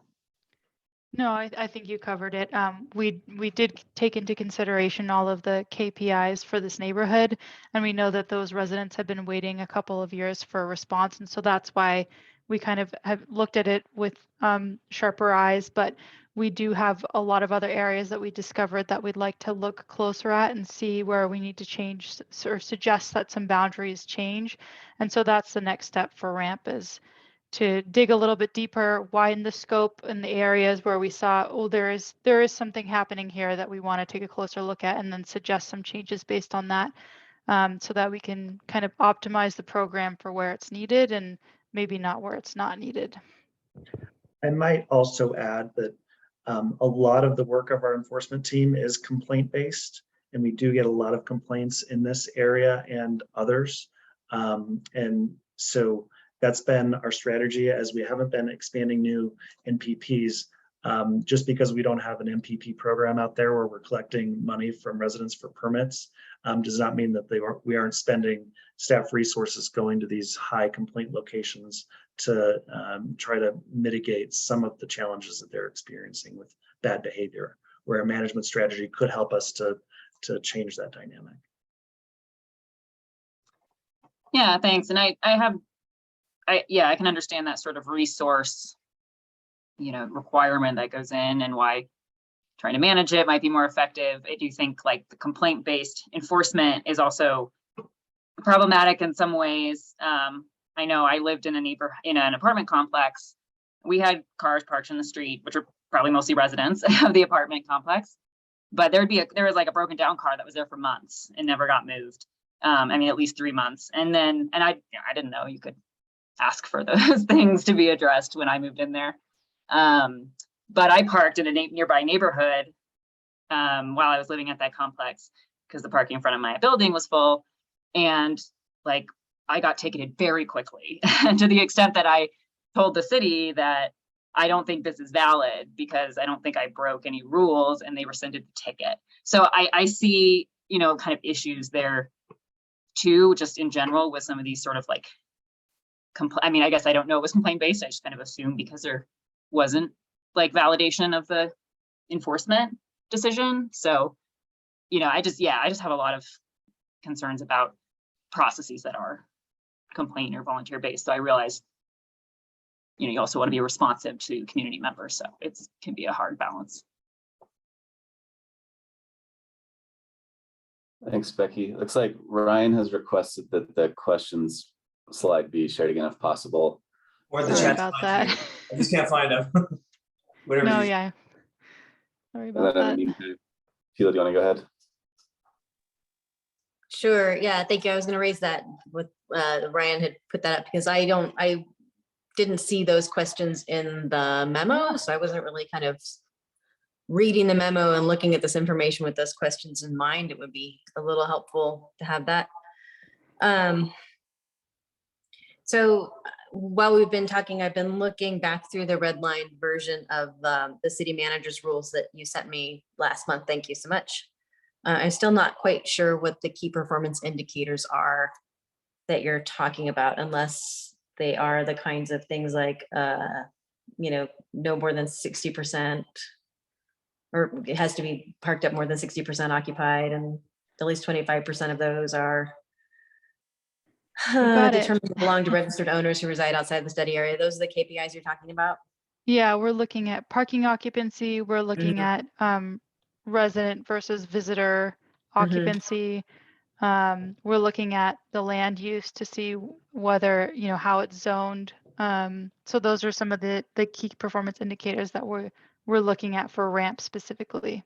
Okay, so I recognize that in recent years, you guys have changed some of the criteria for getting a permit. So for instance, a critique years ago was that people who didn't have their vehicles registered at that address couldn't get a permit. And so there's been some amendment, I understand, to the process that says, you know, if you can prove that you live there, like you're a tenant, a renter, you can show a lease agreement, then you can now get an NPP parking permit there. That's a help. But in terms of assessing whether a block is eligible or not, or perhaps is underperforming or not, enforcement staff isn't going to be able to tell if a renter has a car registered in Colorado Springs, but they're renting here for 9 months. Enforcement staff's not going to be able to see that they actually do live there, that they are a resident. It's just, it's a difficulty with tying things to where a vehicle is registered and tying things to residency. Talking about spillover parking, as we had touched on earlier, another longstanding critique of how this is affecting neighborhood residents. There probably is some spillover parking that you're seeing and measuring from non-residents who won't park there, but it's also hindered by the fact that residents who are adjacent to an NPP also cannot park there.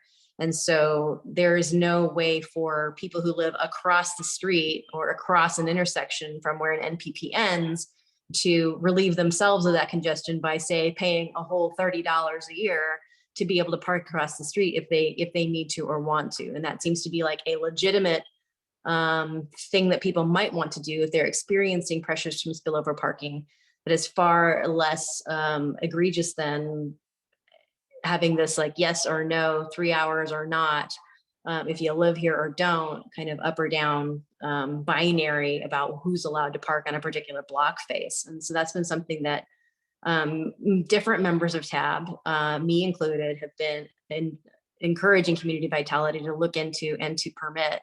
And it continues to be only, does your business it reside in the NPP? Are you a resident of the NPP? Have you registered your vehicle inside the NPP? And if you're across the street, you're out of luck and you're just the same as the 50 other parkers who don't want to be there. So I'm not seeing any flexibility on that. And that would be a way to mitigate or to ameliorate the effects of spillover parking, where right now our only tool for addressing it, if you choose to address it, is to say, well, you get to be in the NPP too, and pushing that problem to the next block over. I kind of dispute the idea that it is pushing it over to the next block over, because closing parking on 2 block faces adjacent doesn't mean that everybody's going to park on the next 100 block of the same street. Like, they have the adjacent side streets. And for that reason, I would also encourage, as I have encouraged you before, to relax the requirements for removing blocks from the NPP. The memo doesn't even touch on this. But I do see that there is still a mechanism in the red line and proposed changes to the city manager's rules that say if you study it and for 3 years you are seeing severe underparking, then staff can consider removing a block from the NPP. It just seems like this is a program that's designed to only expand on itself and isn't very flexible or smart about assessing if it's not performing properly, why it's not performing properly. There are a number of blocks in the Mapleton and Whittier districts where houses are on the main streets, on Pine, on Mapleton, on Spruce, but there are very few homes that front the side streets, the numbered streets. And in fact, during large portions of the day, and this is shown in your occupancy maps, there is less than 50% parking. In the Mapleton district, there are several blocks where there are 1 or 2 cars on these side street block faces, where there are 1 or 2 or sometimes 0 homes facing onto the side streets, and they are reserved exclusively for people who live right there when there's no parking problem that's being ameliorated, and to be a little bit more flexible. Yes, with allowing paid parking in such places, but also to be more thoughtful about whether there should be a restriction based on residency alone. I'm finding these half measures, like we'll think about it and we'll consider it if after 3 years of studying it, it's underperforming. Frustrating because it seems it's designed to move as slowly as possible and to not ruffle feathers. And when we talked about this with Yvette about a year ago, she was pretty frank that that was why we were moving so slowly on some of these adjustments to the NPP. I believe Councilmember Spear is still on. We've had a number of conversations with numbers of city council members about enabling staff to be bolder and be braver and not worry so much about public pushback. And I would say if we have applied the racial equity tool analysis to the NPP and said, yeah, it doesn't pass muster, that we would be able and empowered and encouraged by city council and our city manager to move more quickly to remedy that problem. I would honestly think that if the current NPP as it is, or ramp, or whatever we're going to label it, as it is right now, or as it is proposed here, if that would pass the racial equity tool analysis, and I doubt that it would. And I really think that we should be second guessing how we are approaching this, because to overlay the map of most of these NPP areas with where our concentrated wealth and property values are, those maps would look pretty similar. And I think that should give us some real pause.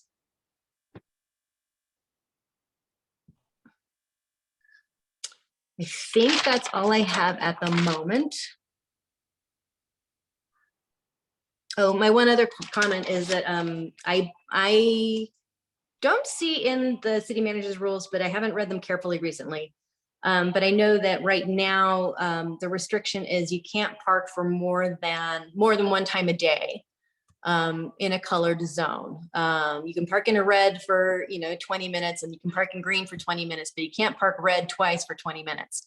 And speaking as someone who has occasionally had to go to a school event or drop off or bring stuff for the PTA and things, I'm only parking to access that destination for a very brief period of time. It's short turnover. And then I can't come back again and pick up my crock pot or whatever it is, or student later in the day without getting a ticket, even if I'm not even close to the hourly permit. I understand that that rule is to avoid people from moving their car and sort of playing the game and getting 8 hours of free parking. But the hassle, the payoff is the hassle of having to move your car every 2 or 3 hours. And if you're still able to find a new spot and you're vacating an old spot, I really don't see the harm in allowing the few dedicated people to play the system and do that. I just don't think that that's something that we should be working very hard to prevent, while being inflexible about people who have repeat visits and within a zone. This would be true for people who are cleaning people's houses or doing yard work, but don't have all of the required state licenses that the city is requiring for you to get a mobile vendor parking permit. There should be some flexibility in here. And I think one way to build in is to remove that only once a day requirement.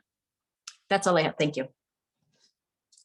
Thanks, Tila. We've been at this for a while. It sounds like there's some overlap on neighborhood parking, including the racial equity piece of it. We've conducted a public hearing tonight. I'm curious if there's appetite to provide some sort of formal feedback on this, or if we want to just keep providing feedback as individual members to staff. Anyone feeling motivated to form some sort of motion that we could provide to council?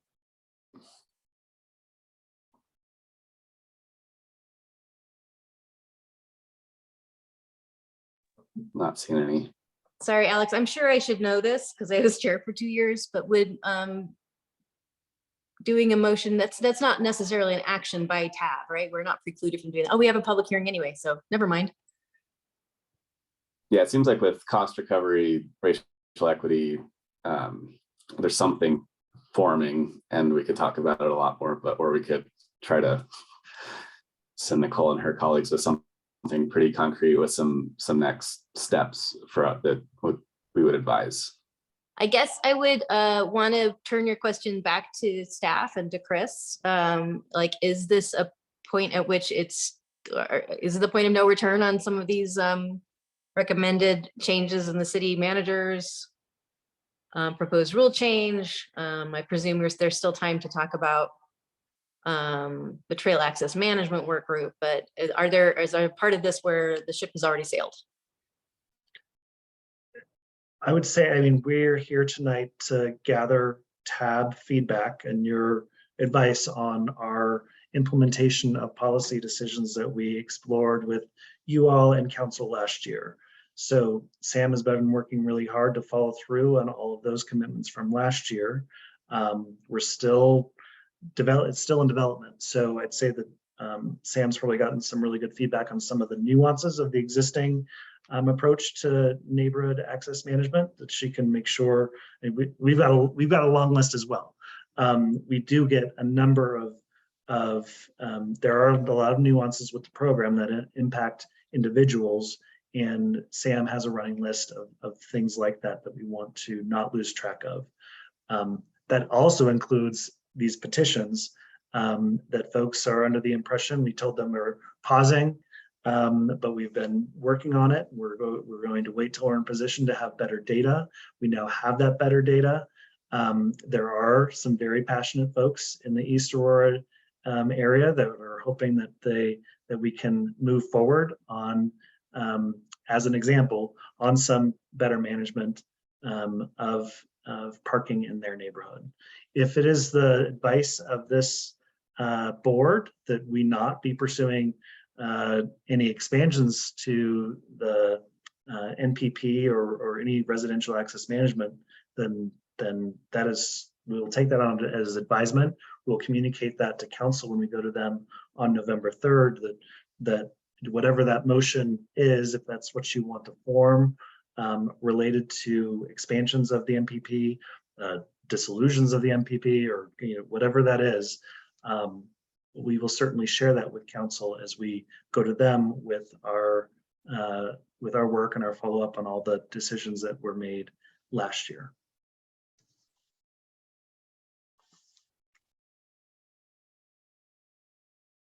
I'll also just chime in and say the racial equity instrument that we used, the whole purpose is to be thoughtful and have these conversations. And so it's not, the intention is not to solve the problem immediately, but to try and take steps towards that end. And so I feel like it's done what it's meant to do by having this conversation and by staff being thoughtful about what other steps we can take to, create these positive changes in the future. So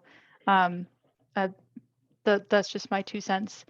And I really appreciate everyone's feedback today as well. I know there's still more feedback to come, but it's been really helpful. So thank you. Alex, I think Nicole has something.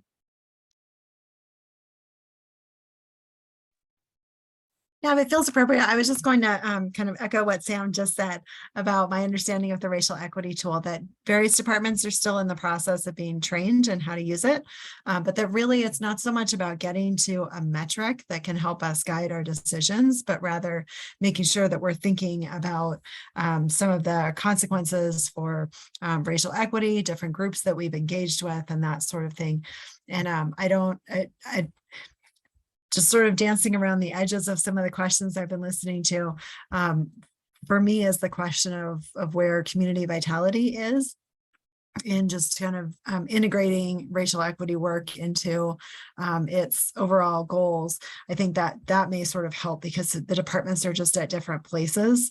Some of them are a little farther along because they started the work earlier than others. And I think some have really concrete actionable ideas on how to move us toward a racial equity, and others are still working on that. So I don't know if that feels like it would be helpful, Chris, to kind of share with TAB folks here, or if that feels like it's jumping ahead.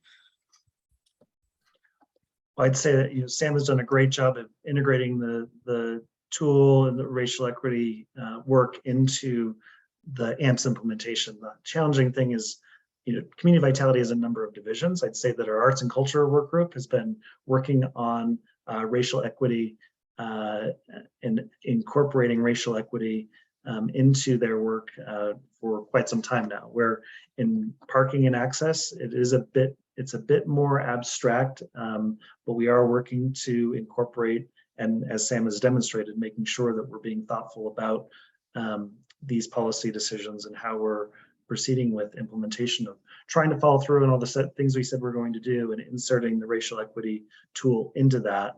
I don't know that it's communicated that we should hit the stop button and reinvent all the work, but we've been trying to make sure that we're not losing that piece and that component of the conversation as we're continuing to move longstanding work forward.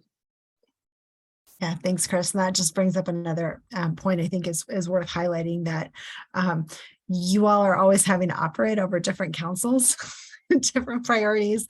That takes some time. And when there's a lot of back and forth between councils, it can take a minute to kind of catch up with that momentum. And I think that's something I think I'm hearing a little bit from everyone on TAB as well, is just that, where are we at? How do we get to where we want to go, given where we started, right? Because where we started was a ways back with a different council. So anyway, appreciate all the feedback tonight. Thank you. Thanks, Nicole. Feels like we've provided a lot of feedback on this grab bag of topics, and not sensing any sort of formal motion or anything coming up unless someone wants to interject one. Tila? Ryan? Tila, go ahead. Hi, I don't have a formal motion. I just remembered the one other point that I wanted to make after going through the memo was that there seemed to be some discomfort in raising prices based on demand management, the flexible pricing until after this year's holiday season. And again, I would encourage staff to go ahead now that we've waited a long time. There's a lot of other products that you have around, the $3 for overnight, like long stays.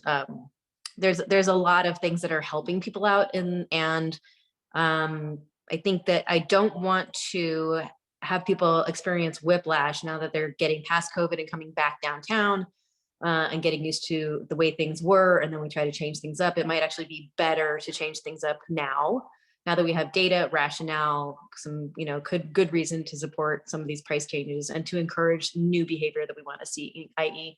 longer stays in the garages, and take into account, congestion and turnover and things like that. So I would encourage you to implement that pricing changing now, as soon as you can, and not wait till after the holidays. That's all. Thank you. And Alex, I just looking at the questions here. I don't think I have input on the questions to us, but maybe just to say on number one, I was kind of asking this earlier. I think the reason I'm struggling to have more questions about the performance-based pricing is I'm just trying to imagine what are the things that I would have questions about, and if I was looking at the pricing strategies in some kind of I don't know, here's three scenarios, and here's what you get from each of those, and or you don't get, or some description of sensitivity, like we know that if we turn the prices up here, then we get this, or we don't, then we don't. I think that would make it easier to be able to weigh in. So it's fine for today, but for the future, I suspect it would be easier I know it would be easier for me. I would imagine for others too, to be able to provide recommendations if there's kind of a strategic framing of it in terms of here's the kind of decisions we had to make that you could weigh in on. So other than that, I don't have anything else on these, but I did want to just make one more comment on I know we're kind of circling a few things, but on the I think on the, just on the racial equity topic and the, just sort of like, where are we, and sort of like, at what point do we include the questions? I think there's a little bit of, it's a little awkward that we are, are talking about transportation, which goes across multiple departments. And I think of car dependence as a challenge that works against well-being in a lot of ways and has disproportionate harms for communities of color. And that's a super big topic and super complicated, and what to do about it is, I mean, it's a huge conversation, but I feel like we're just not getting, like, we don't get to that. So when we look at it, like just in terms of the parking pricing, we say, well, we look at racial equity, but of course, Chris made a good point earlier that, or he implied the point to me that, if we don't have really good transit with frequent buses and a super good network of bikeways, that it's going to be hard. But we need to get to that discussion, that integrated discussion, I think, to really have this like a more coherent, or I guess like a big picture conversation about some of these. So anyway, just my thoughts. But anyway, thanks, Chris and Sam, for your work on this, and I'm happy enough for you to keep going forward. Yeah, thanks for joining us tonight, Chris and Samantha, and we'll look forward to the camp analysis that's going to pick up, and the trail work that's coming up in the year to come, and we'll see you then. All right. Thank you so much. Have a good night. You too. Next up, a little behind schedule, agenda item 7, which is a staff presentation and tab feedback regarding the core arterial network. Welcome, Valerie. Hi, everything good with the screen? Yep. Okay, thank you. All right, for the record, good evening, members of TAB. I'm Valerie Watson, Transportation Planning Manager, City of Boulder. I'm joined tonight by Garrett Slater, Principal Transportation Projects Engineer, and Devin Joslin, Principal Traffic Engineer. Tonight, I'll be offering an update on the department's work plan for the core arterial network, along with some updates on active CAN corridor efforts, where we're at with community engagement and design for our baseline road priority corridor, followed by an update on our funding strategy. Lastly, we'll talk through next steps. All right, so let's take a look at our work plan first. This map remains our North Star, the CAN corridors and study areas that were prioritized for our department by council in January of this year, and that we will work to initiate or complete over the next 5 to 7 years. We have updated our work plan schedule to reflect more detailed information on active corridor progress since our April 2022 presentation. And you can see both the original April version and the revised September version in the memo attachments. Of note for our conversation this evening, we've broken out baseline into 2 phases and tentatively adjusted the timeline for Folsom Street and the downtown mobility study. With Folsom currently a candidate for TIP funding, this affords us an opportunity to rethink the timeline and overall CAN funding as well. And we'll talk about this more a little bit later in our presentation. Now let's take a quick look at some project updates. We are on track with our priority corridors, and kudos to the department staff and community partners who have worked diligently this year to continue this accelerated cadence. And a big thanks to all of the members of the community who have provided feedback throughout our summer and fall engagement activities. Baseline Road, we launched this year, and we'll go into detail tonight on the progress with Baseline. Staff are ramping up internally to initiate community engagement after the new year for Iris Avenue. So we're now in the pre-design phase of project development for Iris. And Folsom is now a candidate for TIP Call 4. So we're seeking that funding through DRCOG Transportation Improvement Program, or TIP, for design and community engagement. And if awarded, those funds would allow us to initiate that project as soon as Q4 of 2024 and free up the local dollars that we need to address our current efforts along Baseline and Iris. So more on funding later. As detailed in our memo, We also have a lot of ongoing work on CAN corridors that will see final construction activities over the next 3 years, which is really exciting. For example, early next year, we'll see the completion and full opening of the 30th and Colorado underpass and protected intersection. All right, now that we have a feel for progress on the overall CAN initiative and work plan, let's take a look at where we're at with Baseline Road, the first of the 3 CAN priority corridors. As we presented previously, there are a wealth of community assets and populations along Baseline. We've been working to reach people with the lived experience along the corridor to offer their insights on what it's like traveling along Baseline today. And in line with the city's racial equity framework, we also met with the community connectors and residents in September and gained feedback on our engagement plan and local contacts and business owners in the neighborhood. The community connectors also provided feedback on lived experience of traveling along the corridor that we will take into consideration in the design process. And here's where we're at with the Baseline project development process. We're now in the conceptual design phase. As we synthesize the community feedback that we've received to date, combined with our existing conditions analysis and pre-design work, we will start to identify potential project elements for either phase 1 or phase 2 of the project, and a little more on those phases in a moment. First, let's review what we've accomplished so far with community engagement. We had a questionnaire and a bunch of information materials online, and the questionnaire on Be Heard Boulder closed September 30th.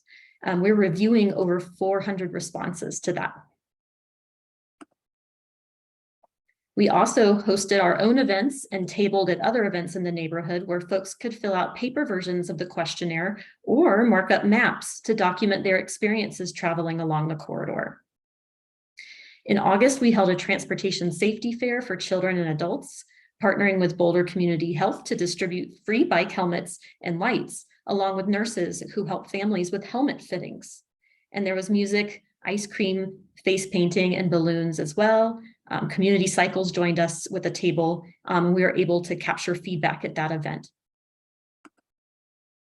In September, we were a part of the CU Boulder Bike Fest, where we were able to connect with a ton of CU students.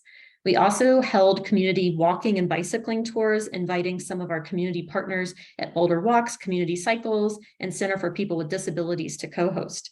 As mentioned before, we were able to speak with the city's community connectors and residents. And in early November, we will be releasing a slew of information materials on the project, along with summaries of what we've heard from the community, a virtual on-demand open house. So what have we been hearing? Here's some initial things that we're putting together. There are several themes that are emerging as we continue to synthesize the feedback that we've received. Folks are noting their perception of high vehicular speeds and the large volume of vehicles traveling along Baseline and how that relates to safety for other people driving, walking, rolling, and bicycling. Several responses noted that drivers, as someone driving, they feel afraid turning onto or off of the corridor because of other drivers speeding. They're afraid of being rear-ended or sideswiped. We're also hearing an array of comments about street crossings, things like not having enough time to cross the street, long crossing distances being difficult to navigate with all the people walking, riding bikes and scooters and skateboards and such in the relatively narrow crosswalks. Comments have also indicated that people driving are not always yielding to people walking in crosswalks with the right-of-way, and that there's a lack of crossing opportunities for long stretches of the corridor. In terms of bicycle safety, folks are reporting that they do not feel safe in the existing protected bike lane, buffered with roadway striping and flexible delineators, those white posts.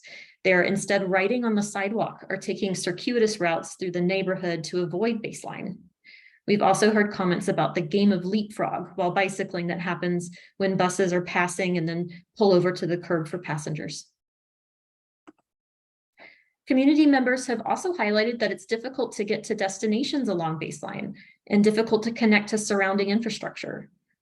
Folks have noted that the sidewalk and roadway pavement condition is poor, which is particularly noted in relation to the bicycle lane and crosswalks themselves. In terms of transit, Folks have noted that there's a lack of basic amenities at transit stops and sometimes poor visibility when waiting for the bus due to vegetation growth.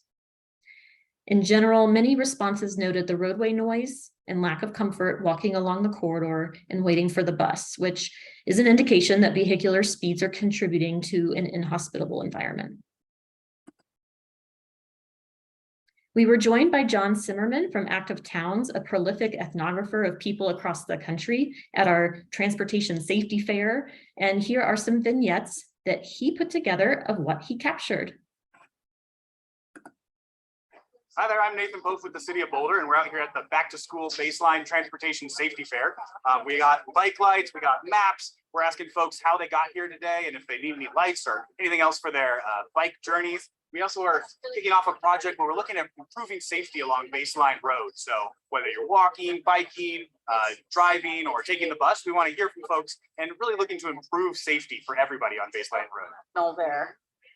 But yeah, if I have the option, if there's not a lot of pedestrians or anything, I'll ride on the sidewalk. Yeah. As opposed to in the street. How come not the bike lane? Does it feel safe? Doesn't feel safe. Ah, gotcha. Yeah. If we had a little protection in there, a barrier between the travel lane and the That bike would lane. definitely help. Okay, great. Well, I wouldn't travel on Baseline with these guys in tow. There's, You wouldn't? the cars are going really fast. Okay. Yeah, they're definitely exceeding the speed limit. So you're not on in the bike lane there? I would do that on my own, but I Yeah, wouldn't without do the it with class. these guys. If Yeah, there was a yeah. barrier protected bike lane, or there's actually a physical barrier between you and the travel lane, Yeah, would you then ride it? 100%. From a safety standpoint, somebody earlier was explaining to me that one of the things would be to potentially improve the separation between anybody who's on a bike or a pedestrian and the cars. And so I think if there's a way to put up maybe a concrete barrier or something to make that a clear delineation, it probably is a good move safety wise. Trying to get around. And yes, we've had a lot of comments from parents and kids about places where they'd like to see improvements for crossing. And they've been describing how they feel unsafe, where drivers might not always be looking out for them when they're crossing. We've also heard a lot of comments that people are riding their bicycles on the sidewalk because they're not feeling safe biking along the Baseline and the buffered bike lane. All right, so much amazing feedback to work with, and thanks again to all of our community partners. So now let's talk about how this project will roll out. Since we were successful in our DRCOG TIP Call 2 application, which will allow just under $4 million for comprehensive multimodal capital intensive enhancements to Baseline, we are approaching this project in phases. In phase 1, which we aim to complete next year, local dollars will be used to add physical protection or hardening in strategic prioritized locations to upgrade the existing bicycle lane that is today demarcated from that adjacent travel lane with striping and flexible delineators. Pavement resurfacing will also be completed in phase 1, along with these upgrades to the existing bicycle lane. We will also have the opportunity to restripe the roadway to narrow travel lanes, a proven safety countermeasure to reduce vehicular speeds. We're also looking at how to improve the buffer along the existing bike lanes west of 30th to 28th. Although local dollars are limited for phase 1, staff are currently synthesizing existing conditions analysis along with community feedback to prioritize the strategic locations where bike lane protection upgrades will have the most impact for safety and comfort for people bicycling, as well as better organize the street for all users. The intent is to implement these prioritized locations in 2023 as an interim measure to gain the safety benefits now, while the city awaits the availability of that DRCOG TIP funding for phase 2 that would become available as early as Q4 of 2024. There are also some related safety projects at spot locations that will happen concurrent to phase 1 funded by HSIP, which I'll cover in more detail on the next slide. Then phase 2, the award of DRCOG TIP funds for phase 2 offers that opportunity for us to deliver more comprehensive improvements, such as completing the bike lane protection implemented in phase 1, additional intersection and pedestrian enhancements, and transit efficiency improvements. We also wanted to cover that there are some related safety projects at spot locations, either recently completed or slated for 2023 next year. The completed projects were implemented from 2018 to 2021, including a raised crossing at 29th Street, protected left turn phasing at 30th Street, and centerline hardening plus a leading pedestrian interval, or LPI, pedestrian head start, at Mohawk. In 2023, we'll likely see the implementation of 2 federal HSIP, HSIP, Highway Safety Improvement Program projects, which will begin design later this year. One will close a driveway in order to realign and signalize an existing pedestrian crossing at Canyon Creek, and another will implement protected left turn phasing at Mohawk.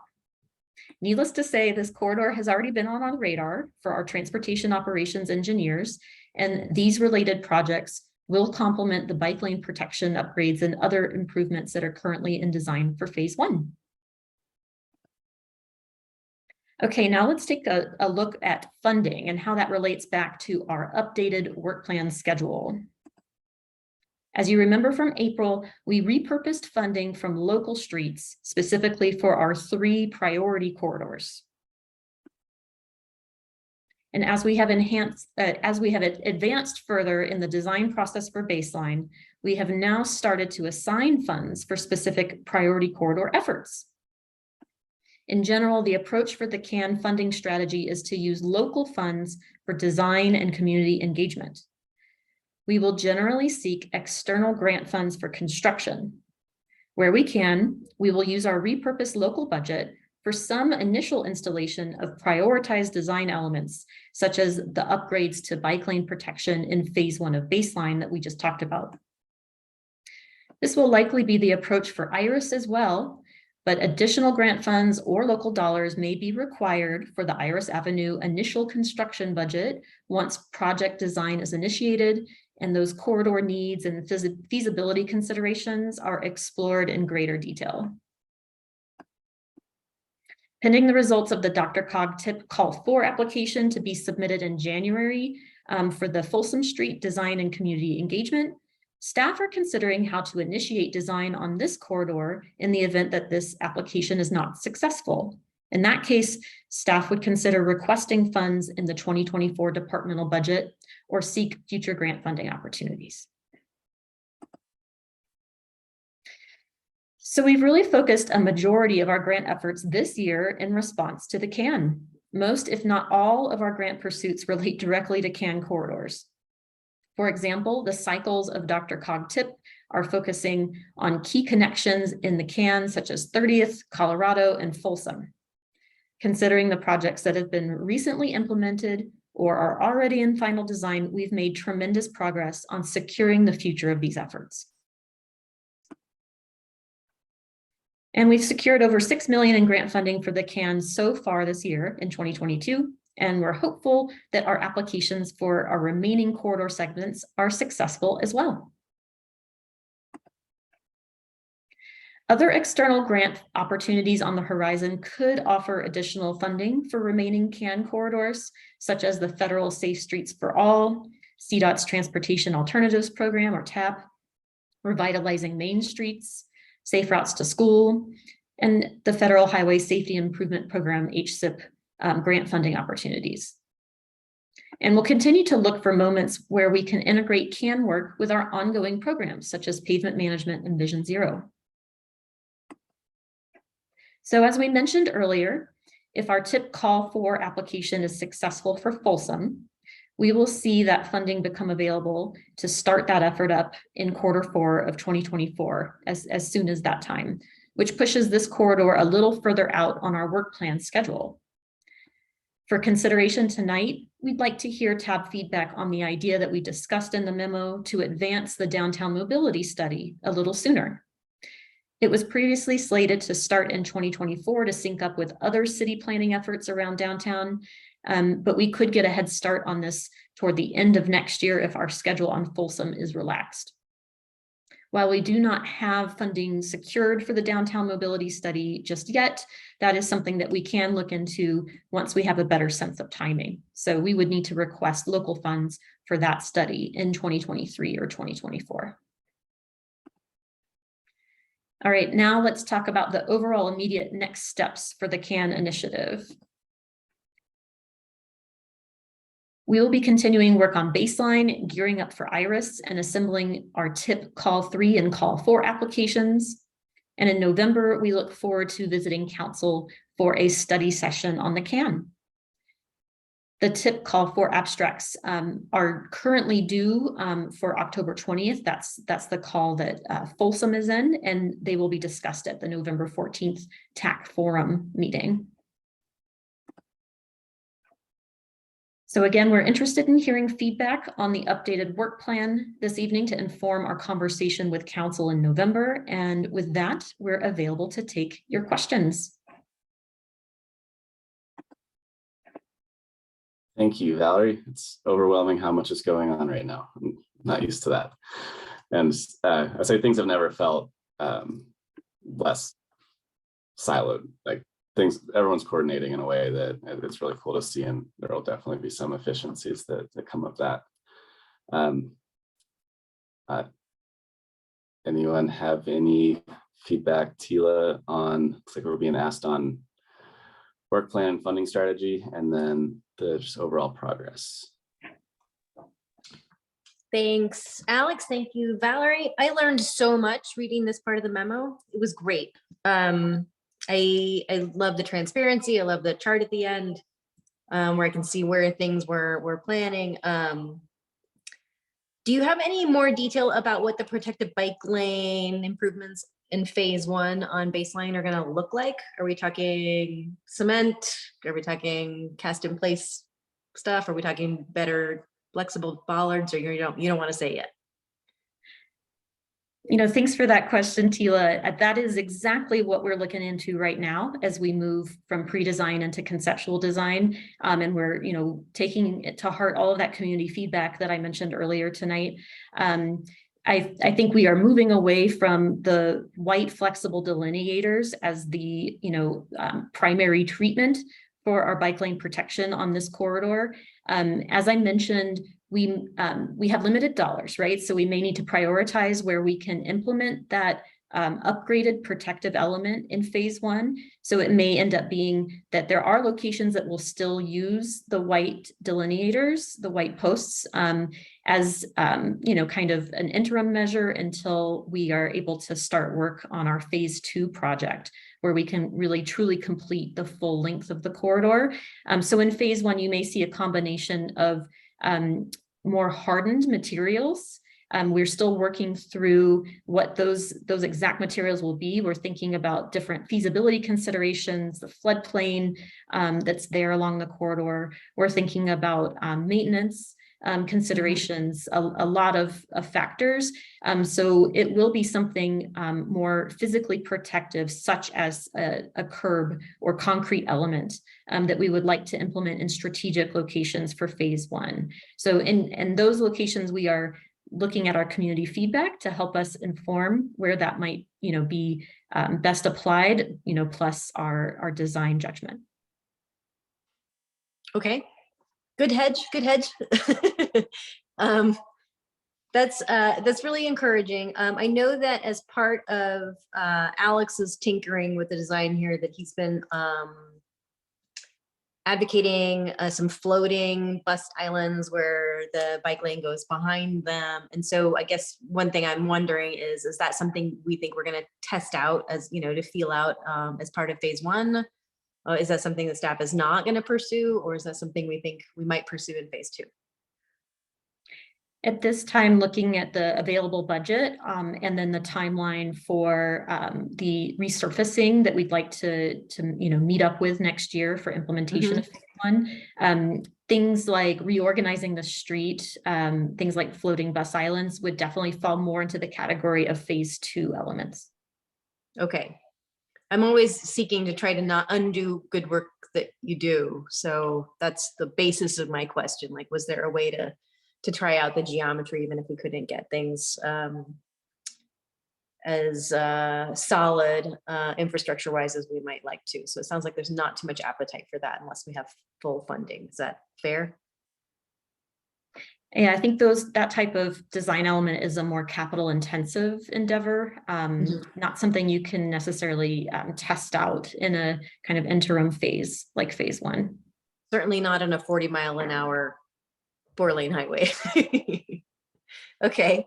I had a question about the downtown mobility study. These are words that I've heard before. It's been one of many items on a work plan, sort of distant in the future for years. Is it rising to the top at the moment, partly because of council's interest in West Pearl, or was it kind of already due to come up pretty soon anyway? Is there any connection with what Natalie described as a light touch on thinking about how to reconfigure West Pearl potentially for next summer? Do you want me to take this one, Valerie? Sure. Okay. Yeah, I think we were looking at the work plan, and there's certainly, as you kind of look at future work items, that one made sense for a couple of reasons.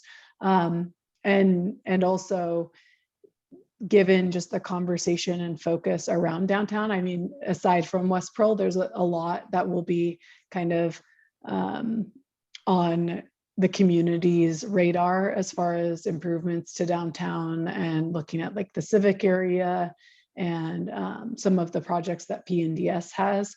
They'll be coming to council in November to have a conversation about work plan priorities, or to start that conversation with council around work plan priorities. And some of the projects that will be discussed then kind of fall in the downtown civic area scope. And so for kind of those reasons, and organizationally, it potentially makes sense that we're also talking about transportation and mobility in the downtown at the same time. There's also, of course, kind of everything going on with the university and looking at connections to the Hill and the university. So I think there's just a lot going on, and it just might be an opportunity as a community that we start thinking about downtown mobility. So we certainly don't really have a defined scope of what that project would look like. That's what we need to start talking about over the next few months. But wanted to just get a sense from Tab, kind of given that, does that potentially make sense to you as well as far as timing for that work? Okay, that last sentence was so useful, Natalie. Thank you. Because you're right, there's a whole lot of moving parts, and there's a whole like civic area revitalization and all the work on, around the creek. And I guess what I was trying to figure out is like, what is the added value, or what have we not been looking at? This curbside management part of AMPS that we didn't really talk about in the last bit with community vitality, but there's so much effort that has already happened, and thinking that's been happening around different downtown things, the bus station, all of this. So I'm just really wondering, like, what would a downtown mobility study give us that we don't already kind of have in the works based on all these other moving parts that are already kind of underway? That's what I don't understand. That's why I can't tell if I support something or not, because it feels like planning to plan when we're actually got the wheels moving on some of these things. Oh, go ahead. I can maybe speak to why it was included in CAN in the first place. And yeah, that's what I was going to get at too. So. Great, thank you. We have all these individual efforts that are looking at very specific things, but we haven't taken a big step back, it feels like, in many decades. Okay. And things like, do we want to have two-way streets in downtown instead of the one-way loop? The TMP calls for things like protected bike lanes along the one-way loop around the mall.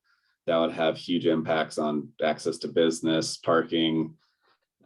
There's not a dedicated bikeway connection to the downtown bus station. And then in recent years, we've learned all about outdoor dining parklets even before the pandemic. And it's hard to implement one thing without impacting other things.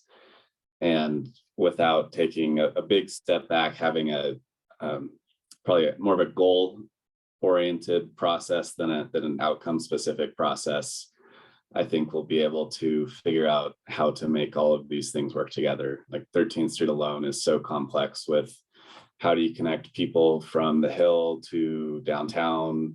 How do we make that fit in the context of the East End civic area work? How do we expand the neighborhood Green Street through there, while also managing parking and pickup, drop off, and everything? So, Okay, that's interesting because, you know, as a where the core arterial network, you know, impetus came from was like the crash data and you know, how much more dangerous the streets are. And this was, you know, sort of an outlier, like, what is this doing here? So that's helpful. Thank you, Alex and Natalie. Placemaking and just thinking bigger than we do any of these individual, oh, we're going to raise the price of parking 50 cents. Like, what if we shut this street down to traffic entirely? What if we convert this to a two-way street and put a two-way cycle track on it? Like, but we can't do those in the context of these smaller plans. Piecemeal stuff. Gotcha. Okay, thank you. I appreciate that. Okay. I would add, when I proposed that, I was not aware of the downtown visioning exercise that's wrapping up right now, where the Downtown Boulder Partnership, in conjunction to a degree with the city of Boulder, has thought through a longer term vision for what they hope to see downtown. And I think there couldn't be more perfect timing for us to now commence a study that looks at what happens in the public right of way and thinks through how we can support that effort, but then also all of our multimodal goals in the downtown area.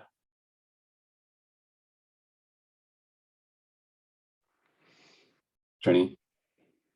Hi, well, first of all, I'm really excited about this baseline project. I want to take it back there for a second.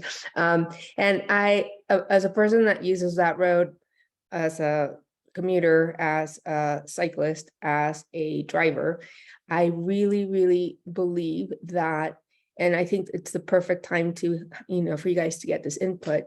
Those poles do not make anybody feel safe. And even like from the videos that John shared, I mean, there was a community member that does not feel safe and will not ride on that lane because, you know, the cars are going too fast. So there's a couple of things. I mean, speed management obviously would be a part of the solution, but I think in thinking of putting something in to replace or to work along with those poles, I mean, and Becky may have some great suggestions for this.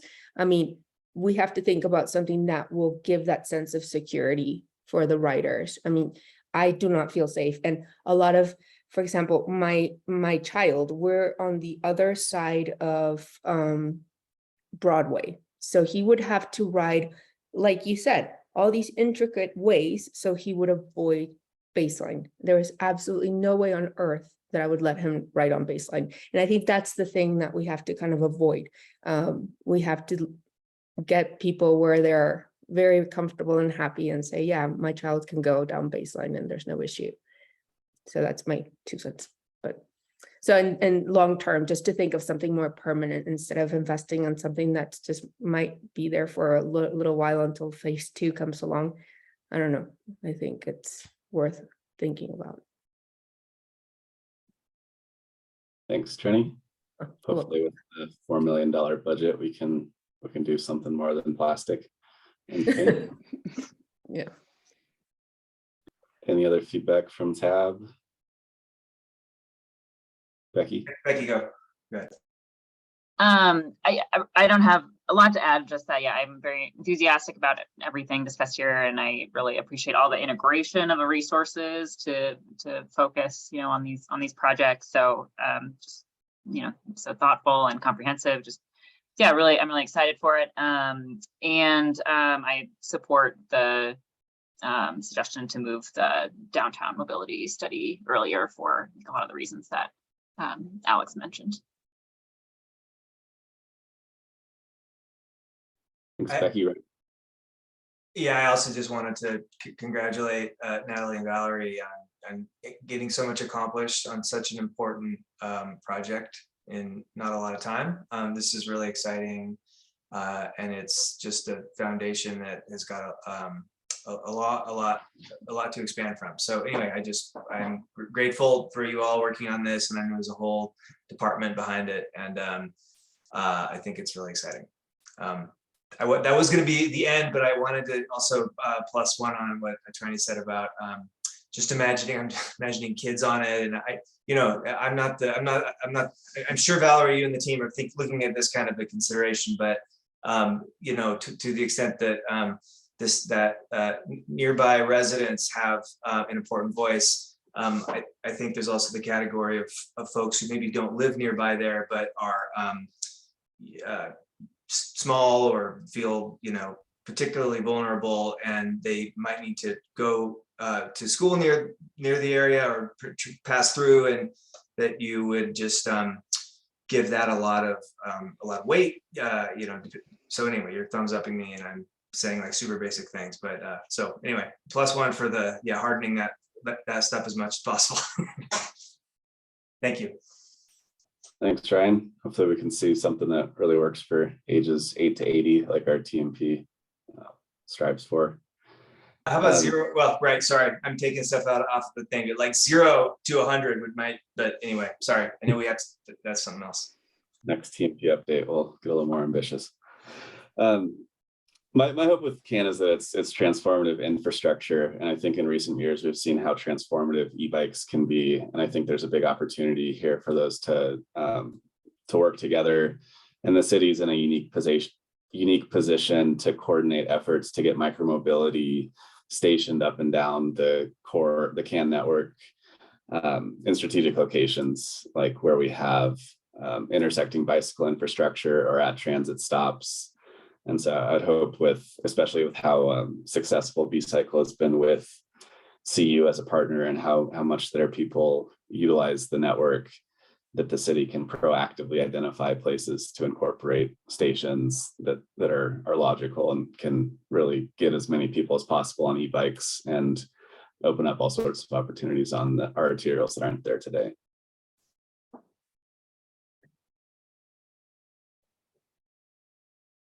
Anything else from Tab? If not, thank you, Valerie. I don't think you're going far. So next up, under matters from board, we have a regional transportation update.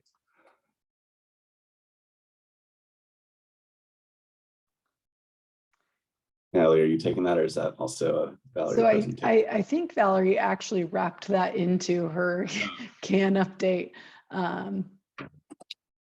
Sorry, 1 second. Let me just bring I have another presentation for you, but it's much Okay. shorter this time. 1 second. Okay.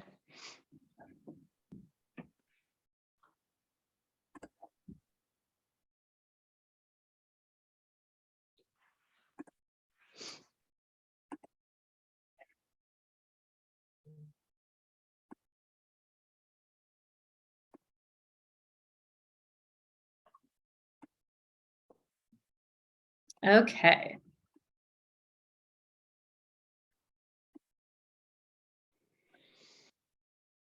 Sorry, 1 moment. All right, so on to matters from staff. This is a quick update on the community engagement for TIP Call 4. This evening, we will offer a quick update on the next steps as well, and offer a chance for your feedback on this stage of the process.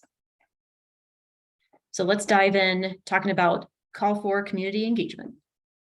As we reviewed with Tab in September, these are the 4 projects we are advancing for TIP Call Cycle 4.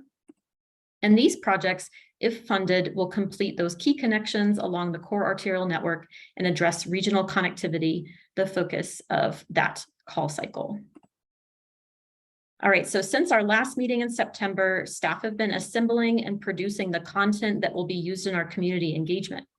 This includes postcard mailers in English and Spanish to notify folks in the individual project areas of the applications under consideration and opportunity to review and provide feedback. On-demand informational videos specific to each individual application that can be accessed online in English and Spanish.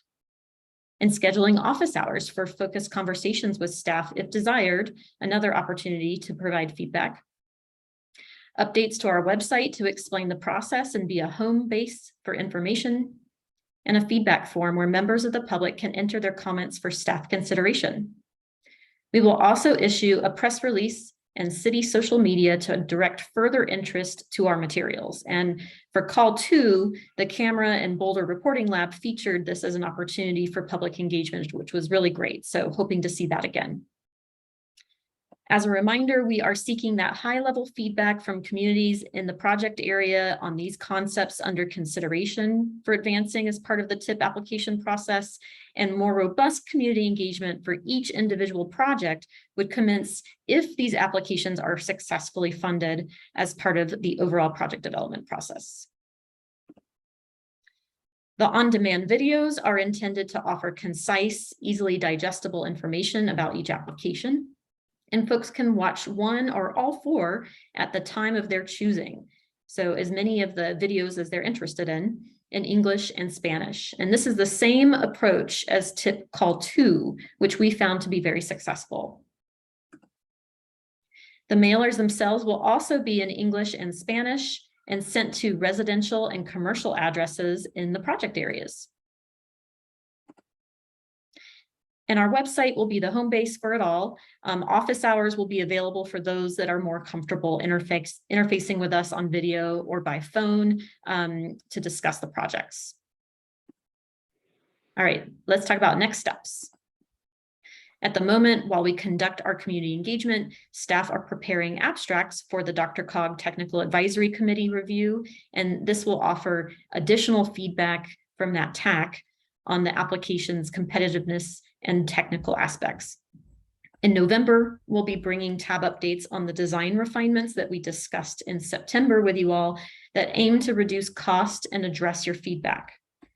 At this time, we'll also hold a public hearing and seek your formal recommendation to council. The endorsement of council is a required piece of the DRCOG TIP application process. Then, scheduled for December 1st, we'll visit council for public hearing and their official endorsement. Following council endorsement, we will work swiftly to assemble the 4 applications by that January deadline. With that, we invite you all to offer your feedback on this stage of the process. Thanks, Valerie. Did you say that the TAC meeting was on November 14th? That's right. That is also the same day as our next TAB meeting, correct? I don't think that happened last time as well. Ryan and I attended the last the TAC meeting that coincided with the call to abstract review. I found it was really interesting to learn what all was going on around the county, what other neighboring communities were thinking about, and then also hearing from the people who will ultimately be scoring these projects that we are going to advise council on, to hear what some of their thinking was. So I'll hope to attend that meeting on the 14th. Is there anyone else from TAB that would be interested in joining me?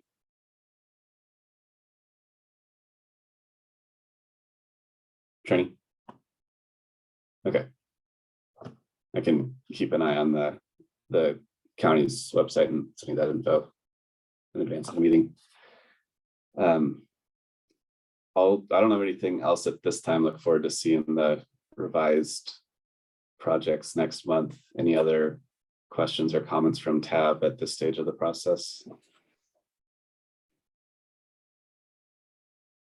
No, I feel like we're on track and we've had a few touches at this, so I think we'll be able to provide some advice to council with some confidence. Thanks, Valerie. And then to follow up, we've got a federal funding opportunity update from Garrett Slater.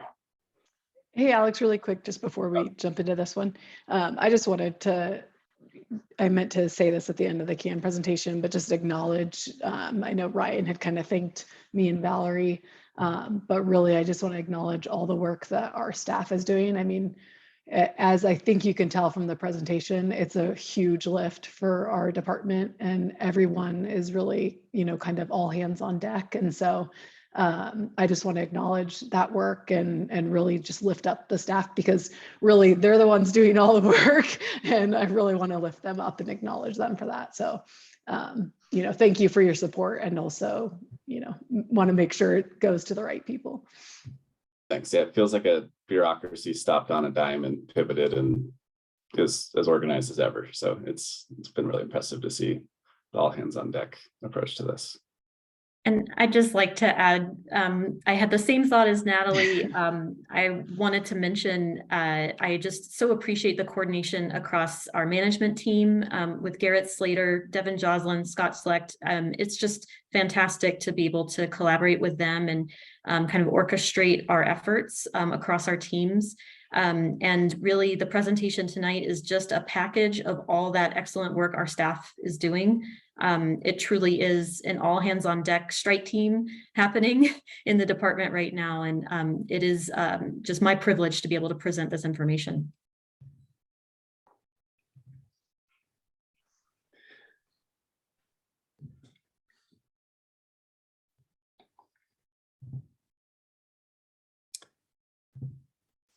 Are you ready for me to start? Yeah, sorry, Garrett. Take it away. I'm not sure who has the control, but I'm getting a message that says I am not allowed to screen share.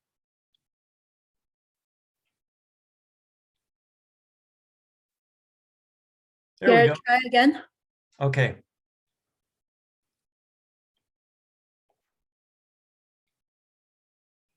All right. Hopefully you can see the screen now, or see the presentation slide. Okay, great. Incidentally, I just want to note that looks like the TAC meeting is scheduled for November 14th at 1 p.m. and those meetings have been virtual.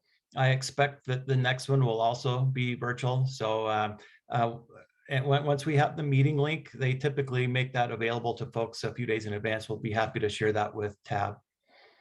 All right, so I'm here to provide an update about the various federal grant funding opportunities that some of you know well, and some of you may not know, as well as new opportunities that have come forth in just the last year. Okay, so the grant opportunities that are familiar to many of you, including the ones that on the top row here that Valerie has just noted that we're in the midst of pursuing, is the Transportation Improvement Program, or the TIP, that comes through the Denver Regional Council of Governments, or DRCOG. This historically has been our primary mechanism of funding medium to large size projects over the last 30 years. And it is the primary way that federal transportation funds flow from the federal level down to local agencies. And we compete for these funds every 4 years against others in our Boulder County subregion. And they have been able to fund projects that are currently under construction and recently completed, like the Colorado and 30th Underpass, the Foothills Parkway Underpass, and the 28th Street multi-use path, which is partly completed, as we've discussed in recent meetings. So the typical range of a TIP project can be anywhere from 1 to 6 million, but that 4 to 5 million, it has been kind of an average project size.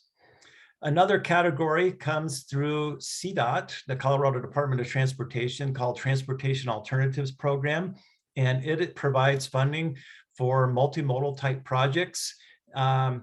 And it is intended to implement sidewalk, pedestrian, bikeway, multi-use path, and transit, basically non-motorized transportation infrastructure for local agencies. And so this is administered, like I said, by CDOT. It's smaller size projects, so you'll typically see this in the 300,000 to 1 million range. And this is offered typically every 3 to 4 years. And projects that have been funded by this opportunity in the past include the 19th Street Multimodal Project, which we hope to get under construction early next year, and then the 47th Street Sidewalk / multi-use path, which we received funding for to implement a pedestrian facility across 47th Street over the BNSF Railway. And the next category we've got is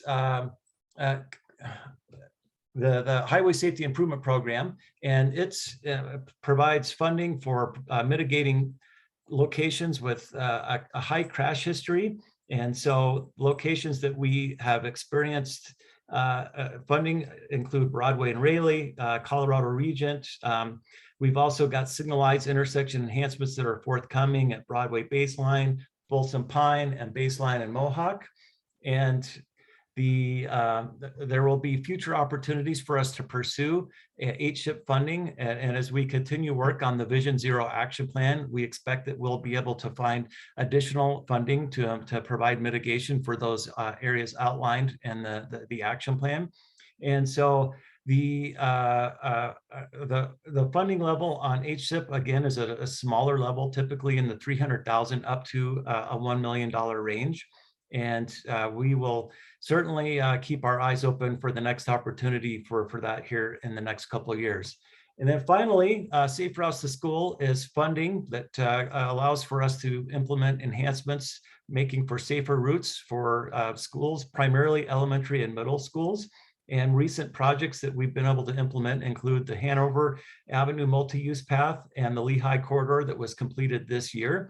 And we'll be pursuing funding for a Safe Routes to School project near Manhattan Middle School here for applications that are due in November. Okay, so that's kind of an overview of the projects we currently have. I hate to do this. We're in a public forum, but I'm the only person in my house and my dog is screaming for me to let him out at the moment. If you can bear with me for 30 seconds, I would really like to avoid a major accident in my kitchen right now. So I'll be right back.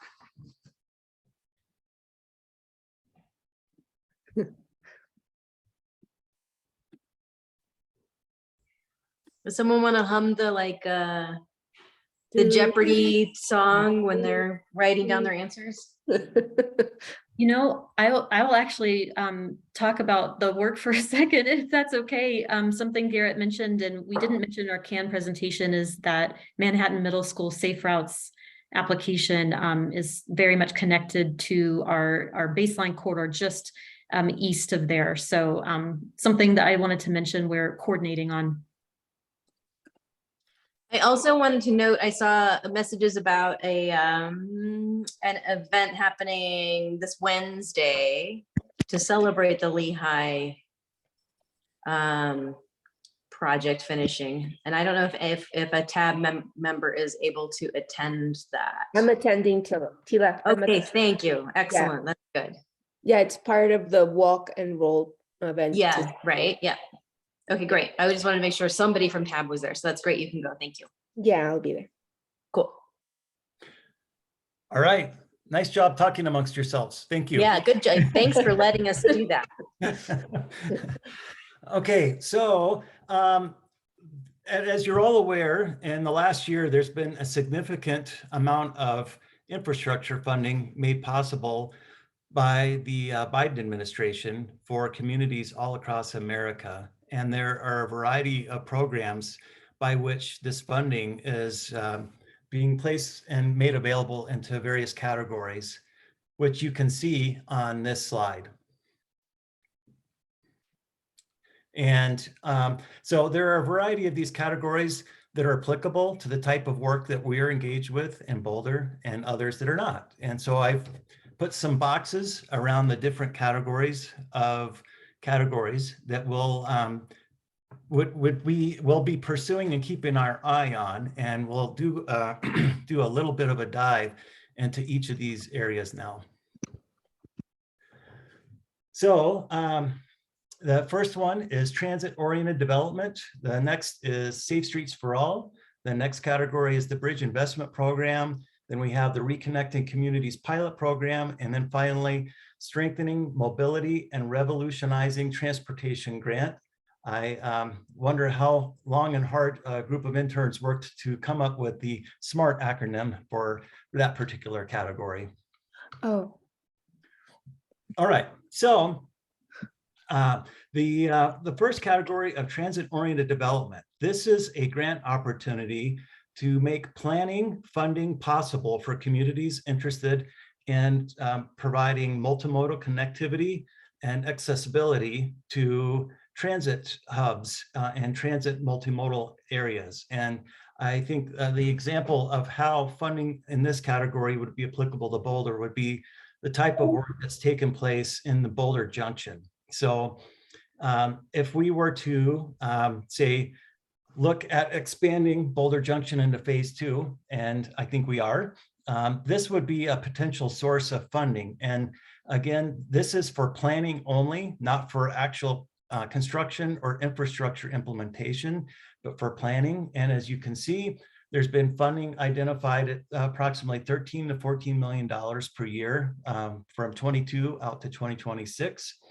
And they're also looking for opportunities to include private sector participation, which is also the model that took place with Boulder Junction Phase 1, where there was both public and private investment in the adjacent land uses to bring the transit-oriented development vision come to fruition.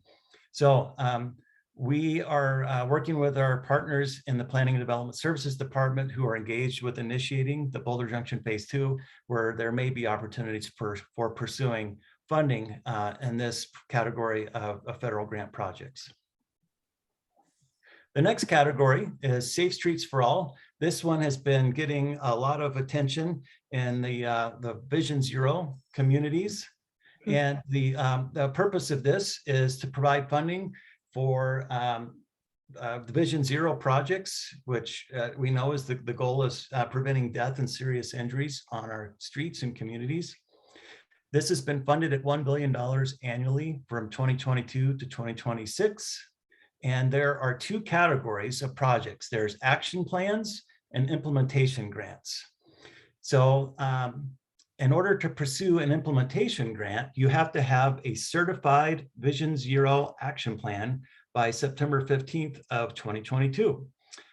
Our Vision Zero action plan is currently in process. So that precluded us from being able to pursue implementation funding in 2022. The good news is that there's $1 billion available annually from 23 all the way through 26, and our action plan will be completed before the call for projects in 2023. And so there will be ample opportunity for us to be able to pursue funding for implementing Vision Zero actions and safe streets over the next several years. One of the, in the 2022, it was noted that recognizing that a lot of communities don't have action plans, they wanted a larger portion of the project's funding, or excuse me, the grant funding going toward planning rather than implementation grants. So expected sizes of projects. So a minimum grant size for implementation is $5 million, all the way up to $30 million for the category that we're in. So that's the political subdivision of a state. And the minimum local match is 20% against an 80% grant.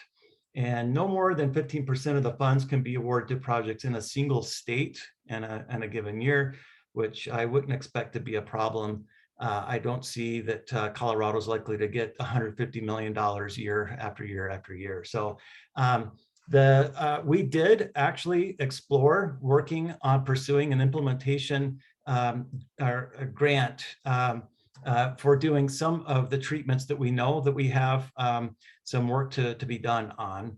And the challenge with the minimum grant of $5 million, that it was a challenge to get to that level. So we feel more confident about our ability to be able to get there in the next year or so with the pursuit of an implementation grant. And one of the things that we'll be exploring is a potential regional partnership in conjunction with DRCOG and our other communities in the Boulder County region, where we would be able to put together a suite or a package of various projects that would help us get to a scope of work that reaches that $5 million threshold.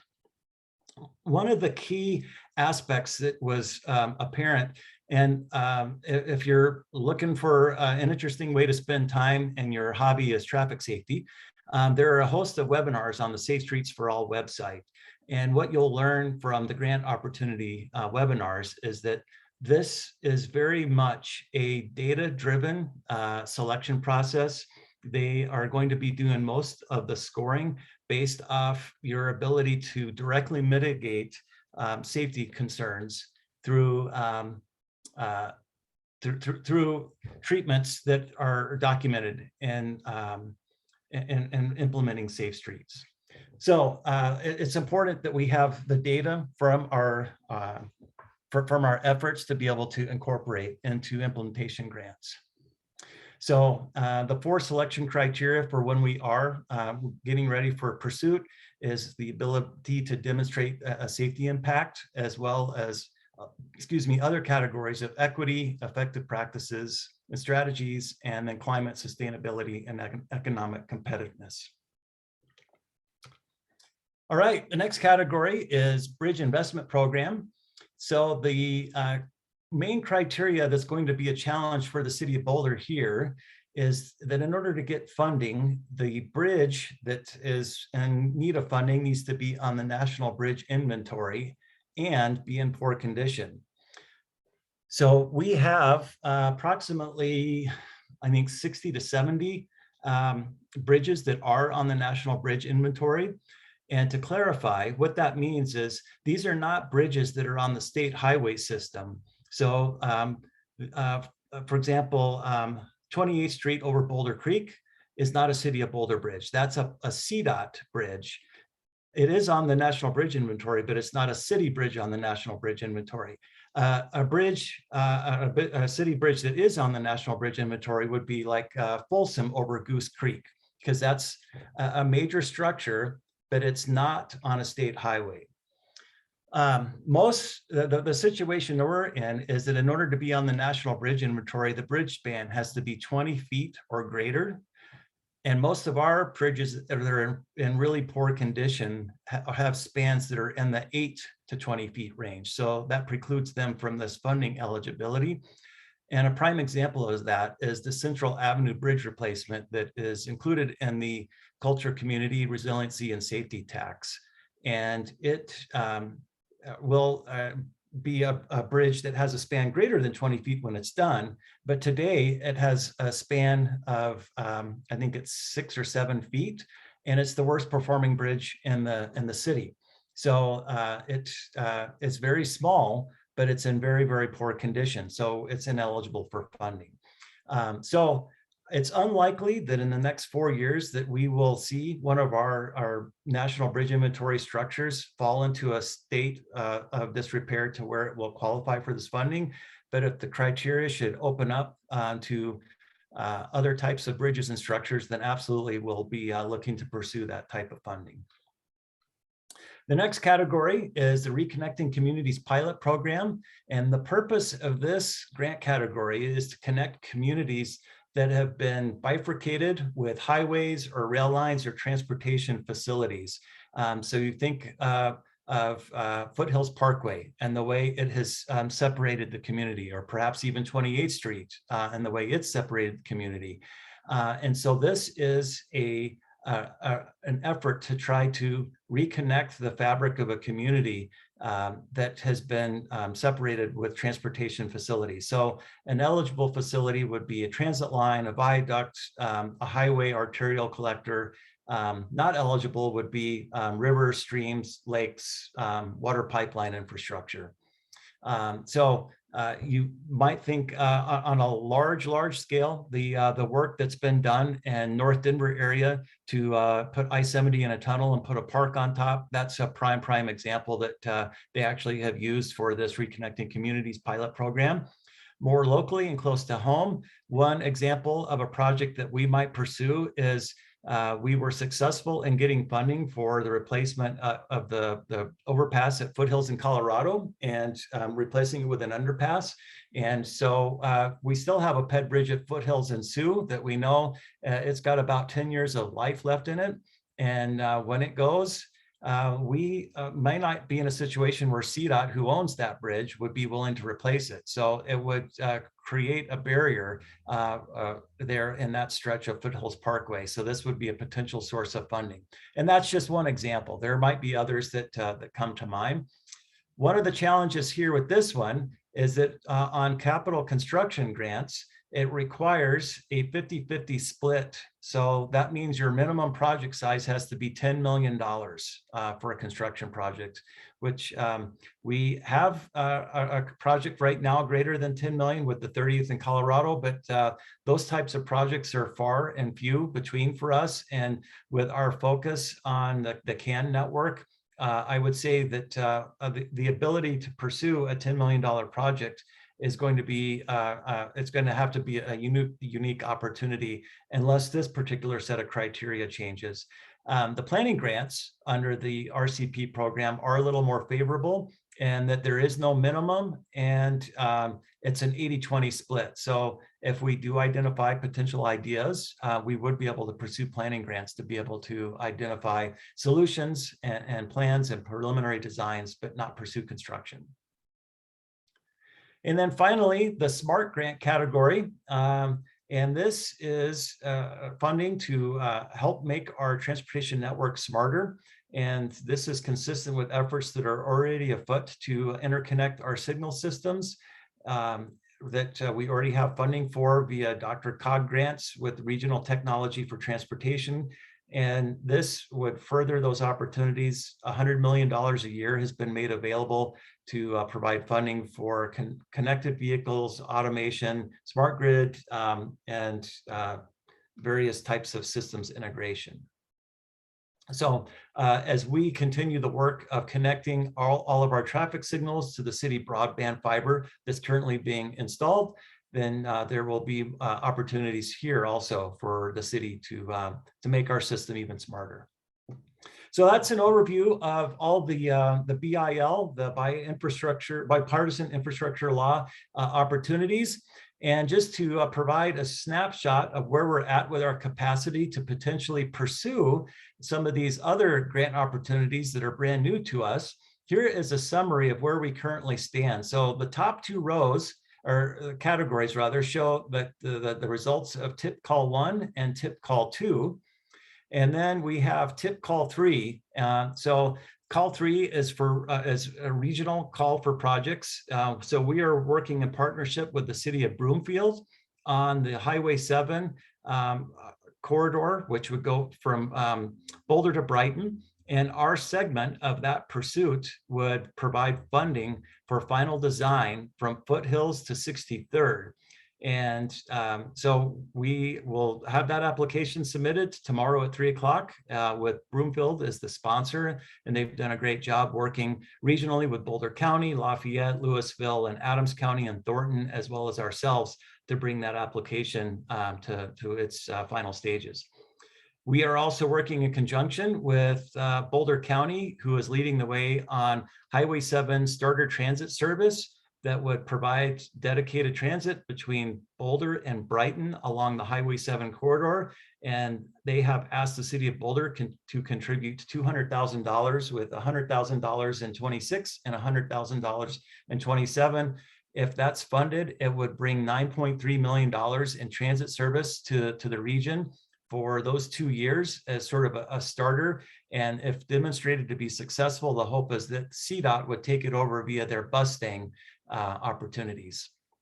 And then finally, we have the Highway 119 BRT first and final miles projects that will be getting submitted tomorrow. And that's being done in conjunction with the city of Longmont to make connections and enhancements to the 119 trunk line for BRT service, including transit signal service priority and bikeway connection and enhancements. So these numbers on the 119 BRT are still in flux even as of this evening. I've been exchanging emails with our partners in Longmont as we try to hone in on what final numbers are going to be, because we want to make this competitive. We're getting input from Boulder County on this application also. But that's where they were as of this morning, that they're likely to change downward just a bit. And then finally, we have the Call 4 projects. So Folsom, West Colorado, 30th are all shown on here. And when you look at the demands of our line item funding, of what we have available is here on the top row. So in 23, 650,000, and 24, 3 million, 3 million, 3 million, and all the way up to 27, 3.2 million. our local match numbers, if every one of these was funded, which they won't be, but if every one of them were funded, shows what the requirement would be at the bottom, and then what we would have remaining in these out years. So what that shows us is that we have ample capacity to continue to pursue BIL infrastructure grants, as well as future HSIP, TAP, and Safe Routes opportunity grants.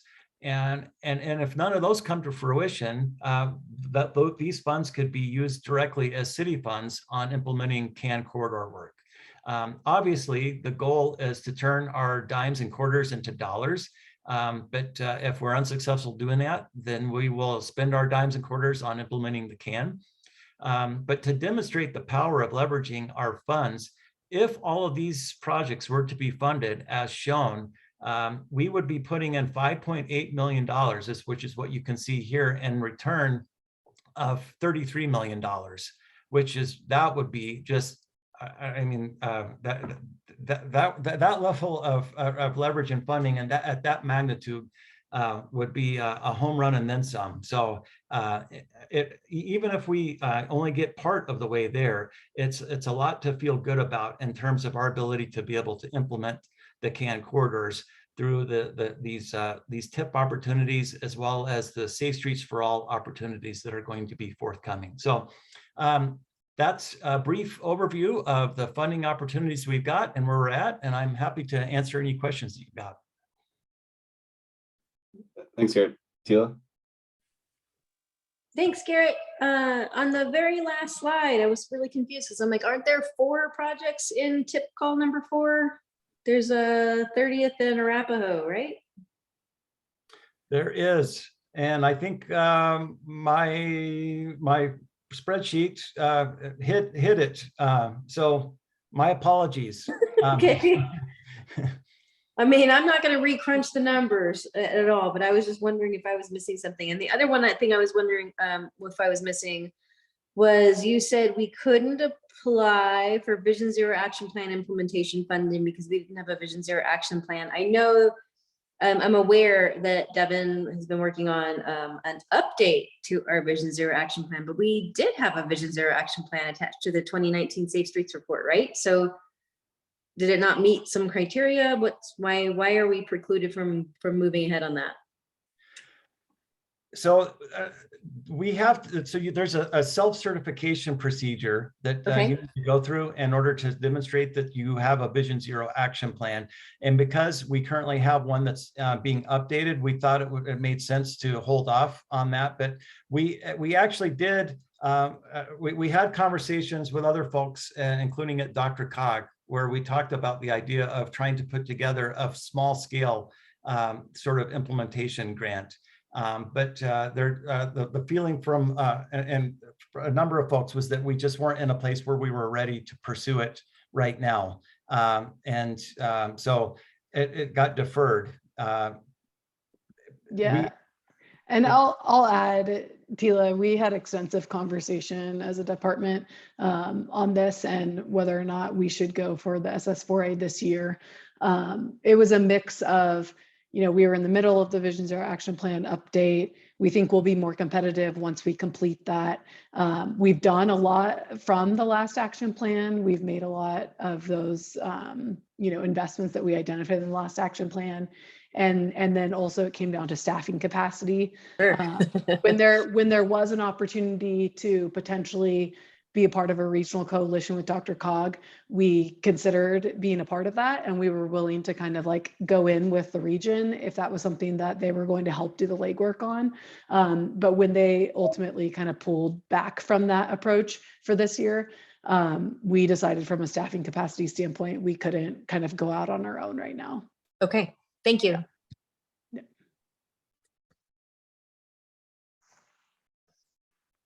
Trinity, do you have something? No, I just wanted to thank everybody in the city for being so alert. I wrote in the chat because before you guys presented the SMART grant, I was like, the SMART, please look into the SMART grant. But you guys are on top of it, and you know, thank you, because that's a lot of money. Yeah, and I just want to highlight, you know, we've been talking about all of this, and Garrett has been kind of shepherding doing all the research and making sure that we're kind of ready to go when the opportunities present themselves, and obviously from a funding capacity, making sure that we have the local funding dollars to be able to come to the table. And I think we had identified this as a work plan item to make sure that we're focused on, or a work plan priority to make sure we're focused on in 2022. And so I thought it would just be helpful for you all to get an update on that, to understand that it certainly is on our radar. And as we go into 2023, we'll be paying attention and going after opportunities where it makes sense. Now, would it be appropriate, and I mean, this is kind of maybe over the top, but would it be appropriate if I learn of things, could I let you know, Garrett, or you, Natalie? I mean, because I'm constantly, Yeah. for whatever reason. So, yeah, definitely feel free. Yeah. I'll share. Yeah. Anything else? Mm. Thanks, Garrett. Thank you. Natalie, are there any other matters from staff? I don't think so. I think we're good. Thank you. Cool. It's rare that we have a matter from the board that's on the agenda, but Taylor requested that we speak about the safety concerns at the intersection of Broadway and Grandview as a part of the Hill Hotel redevelopment. Tila, do you want to kick us off with a little context and a little bit about the concerns? Sure. Thank you, Alex. Thanks for including that. I actually don't have any prepared comments. It's been a lot of moving parts and a lot of developments, and a lot of talking this week. Brad, I'm glad that we were able to talk about this last week with community cycles. I had some, questions then, and you were very diligent in kind of catching up on the background. I don't know how much TAB is aware of where the project is at, and I don't want to mischaracterize it. So I would really ask Brad to tell us where like procedurally things are. But there've been a lot of questions about whether city council or the city manager have any, what level of input, what level of approval that they can provide. But I just, in the interest of saying the city agencies, we serve this community and the residents, including the students of the city of Boulder, and top of mind is to preserve public safety. I am mindful, and I think it is entirely accurate, the observations that Martha Ruskowski raised in her recent letter to the editor in the Boulder Camera, in the Daily Camera. And it is true that the university says this is an existing conflict point and an existing problem, but the proposed development includes sort of a 22-fold increase in the likelihood of conflicts and interactions. And I think that is worthy of some better and more candid, I suppose, conversations about that impact and those potential conflicts, and whether that means that we need to reconsider how to manage access to the site. I am also aware of the revised transportation study, and in the interests of simply offering advice as a member of TAB to various city staff, and by virtue of them, through them to the city manager's office, it is clear to me that revised transportation study was requested by CU or Limelight with very clear boundaries that included not looking at university as an access point, and appears to have instructed them, or failed to instruct them, to include consideration of the multi-use path as an existing transportation facility that this development would be impacting. That latter, I think, is pretty egregious. The former, I think, is probably tactically smart of them, as an attorney, to not want to look at things that they really don't want to look at, but to deliberately on a second study ignore an existing transportation facility that is pretty important, has been flagged, tells me that I think that the city ought to be asking CU for a more appropriate and complete transportation study before making any decision on a right-of-way permit. So I kind of wanted to open it up there. I know Brad and Natalie and various members of the public and TAB and planning board have been involved for over a year in thinking about this. But the urgency, I think, is not misplaced because we're making real preparation to break ground here. I know that the memorandum of agreement has been revised, and so they have until something like 2027 now to finish the project. But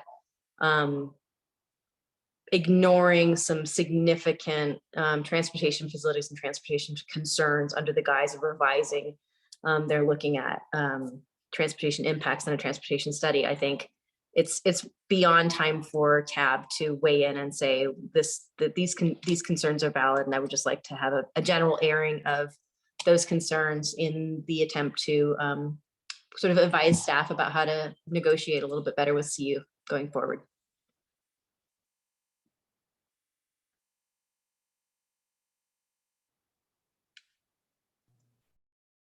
Thanks, Tila. Is there anything on the staff and the side of things that would help us understand where you think things stand now, and maybe that could help inform what we as a board try to do? Sure. Thanks, Alex. I'll just speak up, but I want to make sure to defer to Natalie if she wants to speak first, and she and her staff would normally be at these meetings, but I am fully happy to speak to this since it is development review as well. Thanks, So, Brad. Natalie, if you don't, that. that's fine. Yeah, absolutely. Feel free. Thank you. Okay.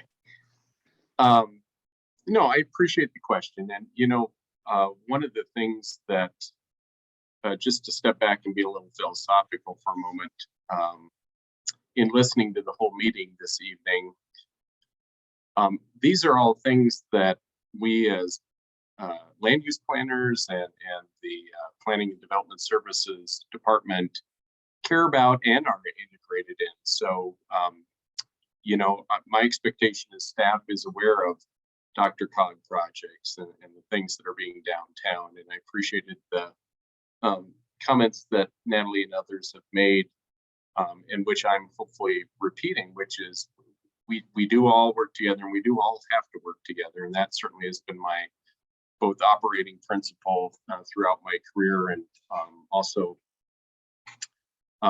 my practice and experience. And I appreciate walking into an organization that's committed to not having silos and sharing and working together on things. Tila, I appreciate you pointing out that there's a process behind this. And I'm not trying to obfuscate or be obtuse in providing this context or answer at this point, but staff received this resubmittal last week, so early last week, and we are diligently going through it. I dare say that some in the public and community cycles is frankly probably out ahead of us in having reviewed it. We have dozens upon dozens of applications we need to keep moving through, and this is certainly a priority to be sure.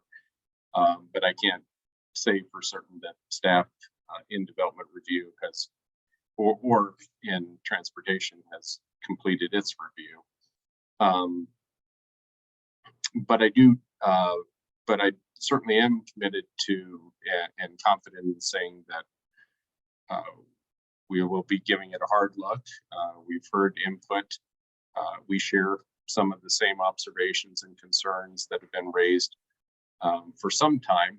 I haven't been here the whole year plus that this has been talked about, but I've certainly gained an appreciation and working understanding of things up to this point. We are committed and available to speak to anybody in the public. We do have a meeting, which maybe Tila or Sue alluded to Friday, to go over that, and we'll gladly take that input.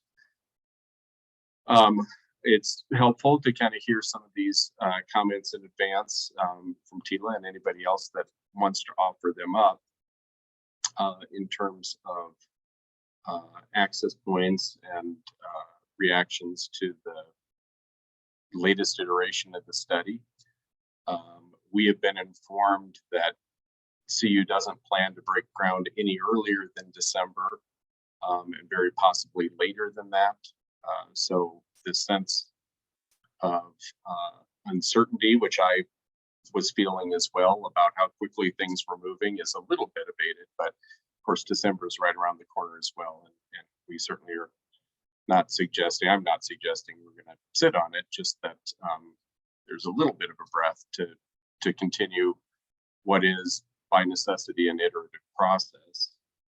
I know that there's been some confusion at a minimum and frustration maybe on the outer edge about input and process for input. I'm going to try to speak to that as directly as possible. So I hope this doesn't sound inappropriately bureaucratic. One of the things that we have to be very careful of as administrators of regulations and rules, especially the role of quasi-judicial and non-quasi-judicial, is creating processes that don't exist and creating exceptions for situations that don't exist.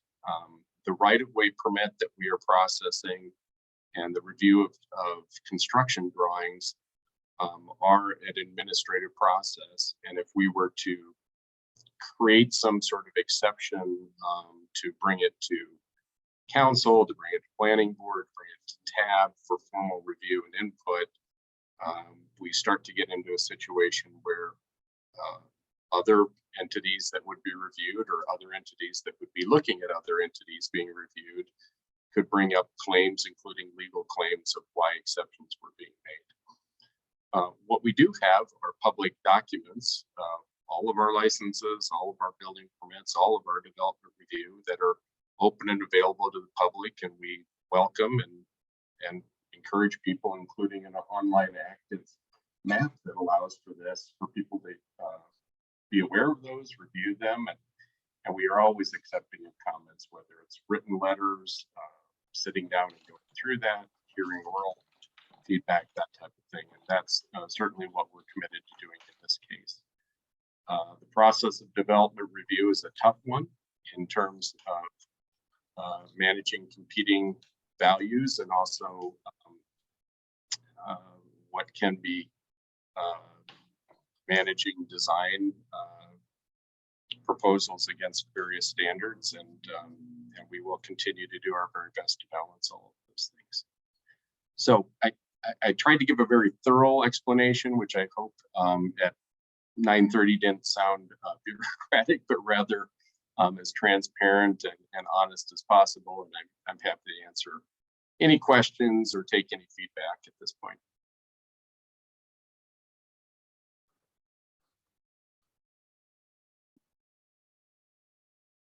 Thanks, Brad.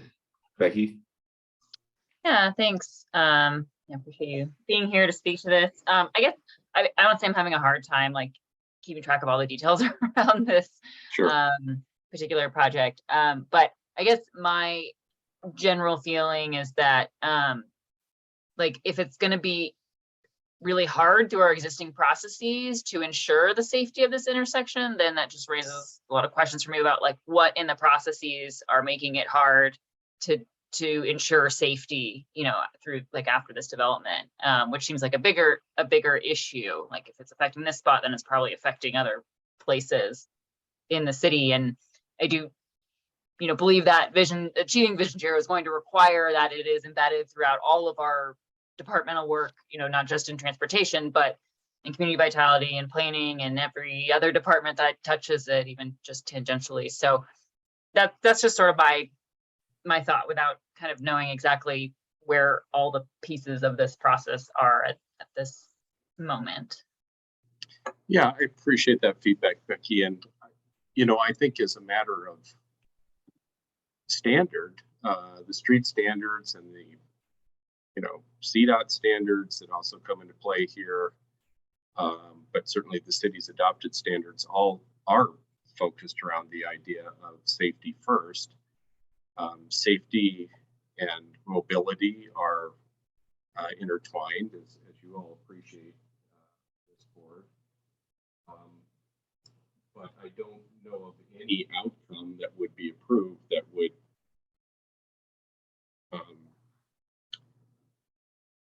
be certainly deliberately unsafe, and certainly, would expect that it meet or exceeds standards, which are by design for safety. But that has been, the chief question raised, and my expectation of both myself and staff, city staff, across the organization is that that is the first and foremost lens through which we ask hard questions of any applicant. I alluded to design being I remember when I was in graduate school and taking some design courses, just the very nature of design is one of creative tension. You move a wall here, you push another one here, you make the space smaller, you move this, you move that. So it's a whole series of managing dominoes, if you will, or where you punch the balloon and where it sticks out. So if that analogy makes sense, but yeah, safety, that is the critical point, to be sure. So I don't know if you've been able to review some of the commentary that our friends at Community Cycles have provided and all the analysis that they've done. And I mean, that demonstrates that there's a lot of things that we really, really need to think through. And like Becky said, I mean, the utmost priority should be our safety, everybody's safety. And yeah, so yeah, something to look no, over. I appreciate that. And in full honesty, I haven't reviewed all those comments personally, but I know staff has, and I'll continue to ask questions and continue to get up to speed on that. Thank you. Tila? Thanks, Alex. Brad, can you help me understand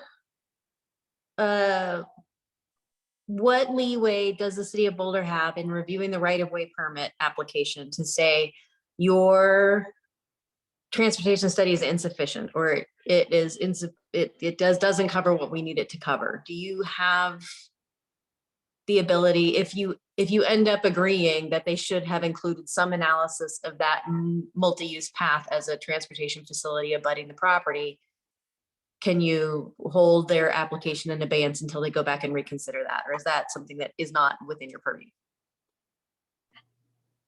Tila, this is where I'm going to have to acknowledge my role as being relatively new. But I feel fairly confident in speculating, and Natalie, maybe keep me honest here on my response on this, but my whole career is based around permits and approvals being based on complete or compliance with the set of codes or exceeding compliance of that. So in my experience in many years, that means asking for the right information until we get it. So when they have submitted a traffic study, do you have firm footing to say traffic includes multi-use path traffic? And that's where my lack of experience here, I just don't know what the community standard is in that regard. And, okay, if it's undefined, what are you going to do? Well, I think we fall back on past practice, right? We have to be consistent in what we've done in the past. There are a wide range of priorities that we are expected to meet, both in the transportation master plan and larger plans, as well as code and street standards. And if we're not meeting that, we'll need to continue asking questions. Okay, well, I appreciate that. I also understand, CU owes no deference to the city's transportation master plan. CU has its own transportation master plan, of course. But we do, I think, still have some leverage in the city code that says that we get to preserve the public safety, for instance. And I would just be, I know that you would hate to be in the position where you had a chance to protect the public interest and the public safety and were not able to do so, or were advised that it wasn't feasible for you to do so, and someone gets hurt or killed. Yeah, no, I appreciate that, and I appreciate the seriousness with it's asked, and I say this with all equal seriousness that, you know, literally 20 plus years of my career have been thinking about that, whether it was intersection with traffic or with other land uses and competing land uses, that whether it's electromagnetic radiation or trash or other kind of safety concerns, that's you know, certainly something that keeps me up at night. I do have to say, unless somebody corrects me, I think CU is required to show deference to the transportation master plan in as much as that plan is reflected in the standards that we review for an access permit or right-of-way permit, and the construction drawings for, you know, off-site improvements, i.e. just beyond the property line. So maybe it's semantics, but, you know, that's my attitude about that. Yeah, well, you know, but our transportation master plan gets updated about every 5 years. And we've just talked last month at TAB about the first update to our city's design and construction standards in, who remembers, 15 years, 17 years, something like that. So it lags. Yeah, and I'll tell you, that's a reality in development review across the board, right? Yep. The sewer standards aren't, quote, up to date. Right. That's what somebody's legally responsible for until it does get updated. And, you know, I know that as a city, we are on top of that and try to be on the tip of the spear for those too. Frankly, just my experience along the Front Range and beyond is that Boulder is very much out in front of adopting cutting edge standards and such. But you know, there'll always be a new invention, and there'll always be a time towards adopting it. We've got an energy code update next year, for example, in our. Brad, I just wanted to add something really quickly. I know that we're kind of running over, but the multi-use path cannot be undefined, or it cannot not be taken into consideration in this particular intersection. The flow of traffic that goes through on a daily basis, it connects kids that come from Boulder High, downtown to South Boulder. It connects a lot of kids that are traveling from CU back and forth. There's so many people. And like Tila said, I mean, you really don't want to be in a position where later on you say, well, I could have saved someone's life, because ultimately, but anyway, that's just, sure. I think it's not any intersection that we're just speaking of. It's a very, very heavy trafficked by all sorts of modes of transportation. Yeah, and you know, I don't have an independent understanding right now of the statement that that's not being considered. I don't personally understand how it couldn't be, because that's kind of what you do when you look at intersections. But you know, I appreciate that point being raised, and that'll be part of what I continue to ask staff about those types of things. Thank you. Our design and construction standards specify what is supposed to be included in a traffic study in section 2.02. And one of the early requirements is to identify the existing area street system and describe and include roadway orientations, functional classifications and geometries, intersection geometries, and traffic controls, including without limitation, signage and striping, speed limits, parking restrictions, site distance, transit routes, and the presence of bicycle and pedestrian facilities, and other things that are planned. And among other things that I think CU omitted in this traffic study, as well as their CU South traffic study. I can't speak to what they're required to do, but you can say pretty matter of factly that their studies have fallen short of our criteria, however outdated people may think they are. I appreciate that, and again, that's good feedback, and that's why we continue to iterate on the review. I would say in reading the updated traffic study that CU's consultant put together, they recommended against closing the southbound left from Broadway onto Grandview. And I find that conflict point to be the most concerning, just with the head-on collision potential there. And the reason they really opposed doing that had to do with the level of service at the university and Broadway intersection. And the thinking was that if we close that southbound left, people will have to keep going up the hill, and instead of turning on Grandview, they'll turn up at University. And then they'll have to use University to take a left onto 13th. And they identified the potential for 13th being blocked off by westbound traffic. So cars driving west on 13th would be stopped at the light, and then that would in turn block 13th Street. And that seemed to be what guided their recommendations. And I found that to be probably something that could be mitigated. It showed a growth in traffic over the next 20 years in that modeling scenario, which would be us failing to achieve all of our TMP goals.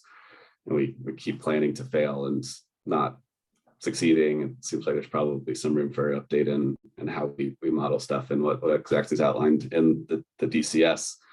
But it showed that intersection would be blocked by about one car only in the peak hour in the evening, 5% of the time. It was like the 95th percentile queue length. 20 years from now, if we fail to meet our TMP goals, we'll block that intersection by about a car. And that seems like a bad reason to introduce this, introduce a lot of vehicles making a turning movement that is unsafe. And if or when somebody's hurt or killed, it would not be an accident, it would be by design.